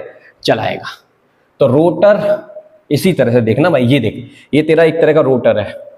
इस रोटर पे मैं पानी डालूंगा तो ये रोटर घूमेगा, और रोटर घूमेगा मैग्नेटिक फील्ड में चेंज आएगा, इलेक्ट्रिक करंट बनेगी। तो समझ गए? Rotor coil which can be rotate about an axis on a shaft, the shaft is connected to source of power. Power जो भी टरबाइन वगैरह है, अब वो टरबाइन को चलाने के कई प्लेटफॉर्म होते हैं। अच्छा, तीसरा काफी इंपॉर्टेंट है कम्यूटेटर। कम्यूटेटर का मतलब क्या होता है? कम्यूटेटर ये जो शाफ्ट है, इसमें से अगर आप दो तार निकाल, जैसे मान लो ये आपकी कॉइल हो गई, ये यहाँ से एक तार निकाल लिया, यहाँ से दूसरा तार निकाल लिया, ये आपका मैग्नेटिक फील्ड हो गया, ठीक है, NS मैग्नेटिक फील्ड हो गया, ये रॉड हो गया, ठीक है। अब इसको आप घुमाओगे तो ये जो तार है जब ये घूमेगा तो ये तार आपस में मिक्सअप हो जाएंगे, तो थोड़ी देर तक हमारा जनरेटर चलेगा और फिर उसके बाद बंद हो जाएगा। तो ये तो खराब हो गया, इसलिए हम ये चाहते हैं कि ये वाली सिचुएशन ना आए। तो हम यहाँ पर क्या लगाते हैं, देखो ये हमारे पास रिंग्स है, ये दिख रही है आपको, गोल गोल सी रिंग्स है, और यहाँ पर हमने ब्रेसेस लगा के रखे हैं, ये ब्रेसेस है, ये स्टार्टर है और ये बीच में क्या है, रोटर है। तो रोटर से ये शाफ्ट कनेक्ट है और शाफ्ट में यहाँ पर क्या है, कम्यूटेटर। ये मतलब सिस्टम को कम्यूटेट करते हैं, कार्बन ब्रेसेस और रिंग्स को, इन सबको मिला के जो सिस्टम बनना है उसको कम्यूटेटर कहते हैं, ठीक है। तो ये पूरा डिजाइन तैयार हो गया हमारा, क्या हो गया, डिजाइन। अब आइए वर्किंग में। तो वर्किंग में क्या होता है कि भैया ये सब हमने कनेक्ट कर लिया, इस तरह से ये कनेक्ट कर लिया जी, ठीक है। ये जनरेटर आपको दिख रहा है। अब ये जनरेटर को जब हम चलाएंगे, क्या करेंगे, मैग्नेटिक फील्ड में चलाएंगे। तो जब आप इसको मैग्नेटिक फील्ड में चलाएंगे, देखो मैं आपको यहाँ पे बताता हूँ, ये आपका इस तरह से, दिस इज द कॉइल, और ये आपका मैग्नेटिक फील्ड है इस तरह से। ये इलेक्ट्रोमैग्नेट मैं यहाँ पर लगा रहा हूँ, इलेक्ट्रोमैग्नेट हम ज़्यादा यूज करते हैं इस तरह से। ये आपका जनरेटर का डिजाइन में बनाता हूँ, यहाँ पर इलेक्ट्रोमैग्नेट NS, ठीक है। इलेक्ट्रोमैग्नेट का काम है, मतलब एक तरह से ये इलेक्ट्रोमैग्नेट ज़्यादा मैग्नेटिक फील्ड देंगे, स्ट्रॉन्ग मैग्नेटिक फील्ड देंगे। ये आपका कॉइल है ABCD, ये आपका कॉइल है, ठीक है। इस कॉइल का एरिया वेक्टर होगा, मान लो ये इसका एरिया वेक्टर है, जो मैग्नेटिक फील्ड के साथ कितना एंगल बना रहा है, थीटा एंगल बना रहा है। कितना एंगल बना रहा है, थीटा। यहां पर हम लगाते हैं रिंग्स, क्या लगाते हैं बेटा, कैसे बनाऊं मैं, इस तरह से बनते हैं यार, इस तरह से हमने रिंग्स लगा दिए, क्या लगा दिए, रिंग्स लगा दिए, ठीक है। ये एक रिंग हो गया, यहाँ पर हम दूसरा रिंग लगा देंगे, ऐसे मान लीजिए, ठीक है। थोड़ा सा डायग्राम कमजोर है मेरा, इस तरह से लगा दिए। और यहाँ पर हम एक ब्रश लगाएंगे, एक सेकेंड, यहाँ पर हम एक ब्रश लगाएंगे, कार्बन ब्रश, और यहाँ पर एक ब्रश लगाएंगे और यहाँ से तार निकालेंगे इस तरह से, ये कनेक्ट, ये आपका सर्किट बन गया। तो यहाँ से एक कॉइल का जो तार आएगा वो इस रिंग से कनेक्ट रहेगा, और दूसरा जो तार आएगा वो इस रिंग से कनेक्ट रहेगा, और ये रिंग हमारी कार्बन ब्रेसेस से कनेक्ट रहते हैं, और पीछे स्प्रिंग लगी रहती है ताकि वो कार्बन ब्रेसेस को दबा के रखे, क्या करके रखे, दबा के रखे। अब जब हम इस कॉइल को इसमें चलाएंगे तो ये मैग्नेटिक फील्ड को काटेगा, तो इसका फ्लक्स चेंज होगा और साथ में एंगल भी चेंज होगा। तो फ्लक्स में चेंज होगा, एंगल में भी चेंज होगा, तो इसमें क्या बनेगा, एक EMF बन जाएगा। और वो EMF हमको कहाँ मिलता है, यस, यहाँ पर जो रेजिस्टेंस है इन दो वायर के एंड्स पर मिलता है, उसको हम बाहर निकाल लेते हैं। तो इसकी अगर आप वर्किंग देखेंगे तो दो लाइन की है, the coil is rotated with help of turbine. Turbine मतलब ये जो शाफ्ट है, इसको यहाँ पर चलाने के लिए आप टरबाइन लगा देंगे। टरबाइन पर आप पानी गिराइए तो चलाइए, या स्टीम गिराइए तो चलाइए, ठीक है। तो क्या लिखा हुआ है, the coil is rotated with help of turbine since magnetic flux link to coil keep changing due to rotation and EMF is induced across the coil, जिससे उसमें EMF आ जाता है। ये फैराडे ने बताया था। The ends of coil are linked to coaxial rings, एक ही एक्सेस वाले दो रिंग से कनेक्ट रहता है, which is rotate along with rotor. तो वो जो रिंग्स होते हैं रोटर के साथ घूम रहे होते हैं, और कार्बन ब्रेसेस उनको टच करते हैं, और कार्बन जो ब्रेसेस जो होते हैं वो ग्रेफाइट का रहता है, वो गुड कंडक्टर होता है, ताकि तुरंत जितना भी EMF आए तुरंत पकड़ के बाहर फेंक दे। तो the EMF produce across the coil in the rings is comes out by two carbon braces pressed with the rings, ठीक है। Carbon is good conductor, graphite has low friction, क्योंकि उसमें जो आपके रिंग्स होते हैं वो कॉपर के बने रहते हैं, उससे ये कनेक्ट रहता है। तो ये कॉपर पे कॉपर रगड़ेगा तो वो घिसेगा, फ्रिक्शन ज्यादा डेवलप होगा। तो इसलिए हम ग्रेफाइट का बना हुआ या कार्बन का बना हुआ ब्रश यूज करते हैं, जो घिसता नहीं है, फ्रिक्शन कम से कम देता है। तो ये वो वाली बात लिखी है, the EMF of current is taken out through the carbon brush. तो वहां से जो कार्बन ब्रश से कनेक्ट करके जो टच है, वहां से हमको क्या मिल जाती है, इलेक्ट्रिसिटी मिल जाती है। यहाँ पर आप देख सकते हैं, यहाँ पर जो कार्बन ब्रेसेस है, यहाँ पर हमको EMF मिलेगा, और ये इलेक्ट्रिसिटी हमको यहाँ पर देखने को मिल जाएगी। अब ये ईएमएफ किस नेचर का होता है वो हमको समझना है, तो उसके लिए हम करेंगे कैलकुलेशन। तो कैलकुलेशन में हमने ये जो रोटर कॉइल है इसको हम घुमा रहे हैं, ये मैग्नेटिक डायरेक्शन है, याद रखना ये मैग्नेटिक डायरेक्शन है, ये एरिया वेक्टर डायरेक्शन है, बीच में एंगल है थीटा। जब आप इसको घुमाओगे तो थीटा बदलेगा, ठीक है, तो फ्लक्स भी बदलेगा इसका। तो हमको फ्लक्स का फॉर्मूला चाहिए, पहले तो हमने एक फॉर्मूला याद कर लिया, एंगुलर वेलोसिटी का ओमेगा बटा थीटा बाई टी होता है, तो यहाँ से थीटा की वैल्यू ये आ गई ओमेगा टी। अब हम फ्लक्स का फॉर्मूला जानते हैं क्या होता है, N B A cos omega T. Cos theta होता है, थीटा की जगह हमने क्या रखा है ओमेगा टी, कोई खास बात नहीं। एन क्या है, नंबर ऑफ टर्न, ये जो कॉइल बनाई है आपने उसमें कितने नंबर ऑफ टर्न्स लगाए हैं, ठीक है। बी क्या है, मैग्नेटिक फील्ड है जो आपने स्टार्टर द्वारा क्रिएट किया है। ए क्या है, एरिया है उस कॉइल का जिसको आप रोटर का जो एरिया है वो है, ठीक है। अब change in flux due to rotation, rotation की वजह से फ्लक्स में चेंज आएगा तो ईएमएफ बनेगा। ईएमएफ का फैराडे सेकंड लॉ से फॉर्मूला क्या होता है, d phi b upon d t. D phi की वैल्यू ये रखी है, मतलब फाई की वैल्यू ये रखी, ये रख दिया।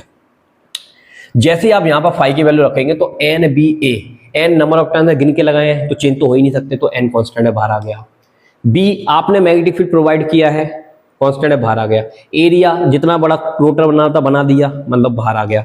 अंदर बचेगा कॉस ओमेगा टी, और कॉस ओमेगा टी का डी टी की रिस्पेक्ट में आप डिफरेंशिएशन करोगे, ये तो आपको करना आता होगा, तो ओमेगा बाहर आ जाएगा और साथ में क्या आ जाएगा साइन ओमेगा टी, ये डिफरेंशिएशन है। तो आपको ईएमएफ ये मिलेगा।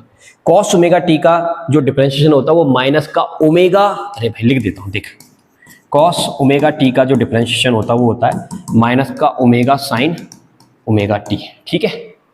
तो माइनस से ये माइनस खत्म हो जाएगा, ये आ जाएगा। ये जो चीज होती है ओमेगा, ओमेगा उसके घूमने की रफ्तार है जो कि फिक्स है।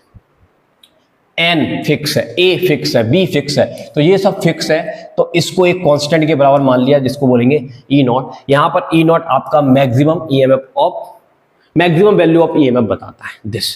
तो ये एक एक्सप्रेशन आ गया ईएमएफ का। अब ये जो एक्सप्रेशन आया है ईएमएफ का, यहां पर ई क्या है, इंस्टेंटेनियस ईएमएफ।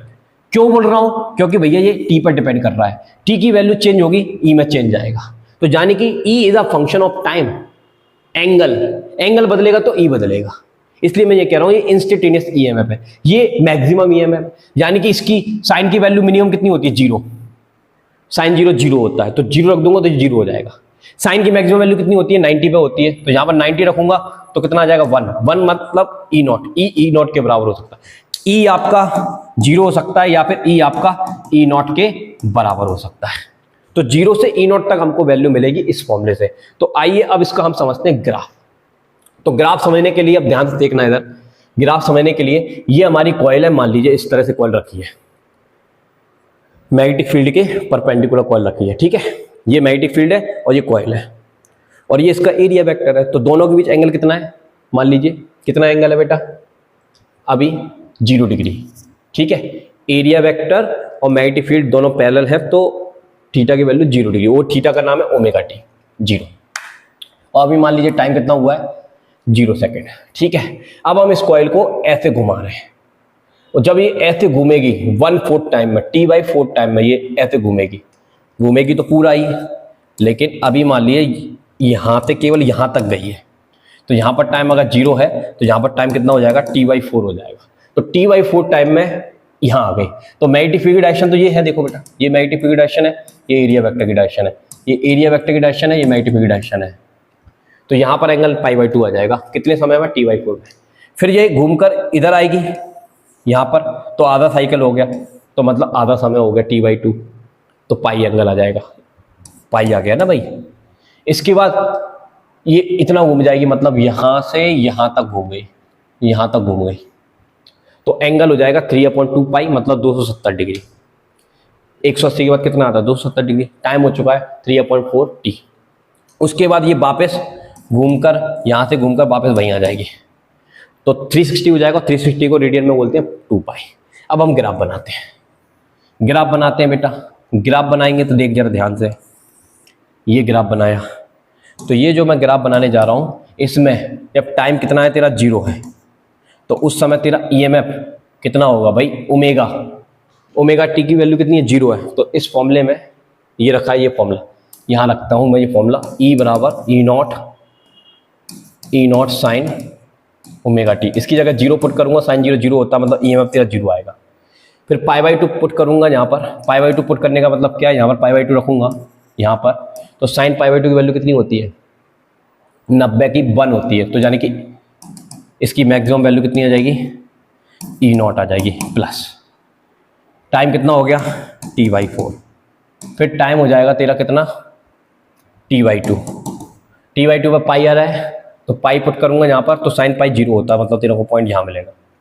फिर टाइम हो जाएगा तेरा कितना 3/40, और 3/40 ओमेगा टी कितना है 3/2 पाई, मतलब 270, साइन की वैल्यू नेगेटिव होती है, तो नेगेटिव वैल्यू -E0 को बोलते हैं। अरे भाई यहाँ पर माइनस आएगा तो माइनस का गुणा E0 से करेगा तो -E0 ही तो आएगा, तो मतलब तेरा ईएमएफ यहाँ मिलेगा। उसके बाद टाइम हो गया तेरा t, और 2 पाई रखेगा यहाँ पर, साइन 360 की 0 होती थी 0, तो ये पॉइंट मिल गए। क्या मैं इनको मिला दूँ ऐसे, सॉरी ऐसे ऐसे, तो ये ग्राफ मिलेगा, लेकिन गलत है सर, सही तो बनाया है, पॉइंट तो यही है, इसलिए गलत है क्योंकि साइन की 0 से सीधी आपने कौन सी वैल्यू ली है π/2, मतलब बीच की 30 degree 60 degree 45 degree 45 degree 20 degree नहीं ली, तो अगर इन सब की वैल्यू लेते तो इनकी वैल्यू भी कुछ आती, बीच में कुछ आती, तो इसका मतलब ये ग्राफ जो है वो ऐसा नहीं बनेगा, ट्रिग्नोमेट्री नहीं बनेगा, इस तरह से स्मूथ कर्व बनेगा लाइक दिस, ऐसा। तो इसका एक्चुअल ग्राफ ऐसा बनता है क्योंकि हमने डायरेक्ट π/2 ले लिया, फिर ये आप 180 ले लिया, इस तरह से ले लिया ना। अगर हम 1-1 डिग्री के लिए बात करेंगे तो ये ग्राफ इस तरह से बनेगा, यानी कि आपको ये ग्राफ मिलेगा दिस वे, किसका ईएमएफ का, दिस, यहाँ पर आपका ईएमएफ E0 पॉजिटिव है, यहाँ का आपका E0 नेगेटिव है, तो ये ईएमएफ है। और ईएमएफ कैसा है, अल्टरनेट है, पहले 0 से मैक्सिमम होता है, फिर मैक्सिमम से 0 होता है, फिर 0 से मैक्सिमम होता है, फिर मैक्सिमम से 0 होता है। तो अगर हम ईएमएफ वर्सेस ये टाइम ग्राफ है, और अगर हम करंट का बनाएंगे तो करंट ईएमएफ के अनुसार होती है, तो करंट भी ऐसी ही होगी, जैसा ईएमएफ वैसी करंट, तो ये इस करंट को बोलते हैं अल्टरनेट करंट। कौन सी करंट कहते हैं, अल्टरनेट। तो जनरेटर से हमें कौन सी करंट मिलती है, अल्टरनेट करंट मिलती है, और ये एसी से ही हमारा पंखा चल रहा है, बल्ब चल रहा है, टीवी चल रहा है, सब। तो हमारे घर के जितने भी इक्विपमेंट होते हैं वो एसी से चलने वाले हैं ऑलमोस्ट, और उनको ये वाली करंट प्रोवाइड की जाती है। ये डायरेक्ट करंट नहीं है, डायरेक्ट मतलब सीधी एक ही मैग्नीट्यूड वाली, इसमें मैग्नीट्यूड बढ़ भी रहा है और घट भी रहा है, जहां से ज़्यादा मैक्सिमम कितना हो सकता है, E0 के बराबर हो सकता है, और मिनिमम 0 के बराबर हो सकता है। क्लियर है। तो आई होप कि आपको समझ में आया होगा जनरेटर की पूरी प्रक्रिया कैसे काम करता है, बिल्कुल डिटेल में बताया एक एक बात। तो ये हमारा इलेक्ट्रोमैग्नेटिक इंडक्शन यानी कि 6 चैप्टर अपना कंप्लीट हो चुका है। अब जो नेक्स्ट मेरा लेक्चर आएगा उसमें मैं आपको इसके एनसीईआरटी के एग्जाम्पल एंड एक्सरसाइज कराऊंगा, और फिर इसके बाद मैं आपको पीवाईक्यू सीरीज लेकर आऊंगा। चलिए मिलते हैं नेक्स्ट एपिसोड या वीडियो के साथ। अगर लेक्चर अच्छा लगा हो, पढ़ाने का तरीका अच्छा लगा हो, तो प्लीज कमेंट करके जरूर जाइएगा। Thank you so much. जय हिंद।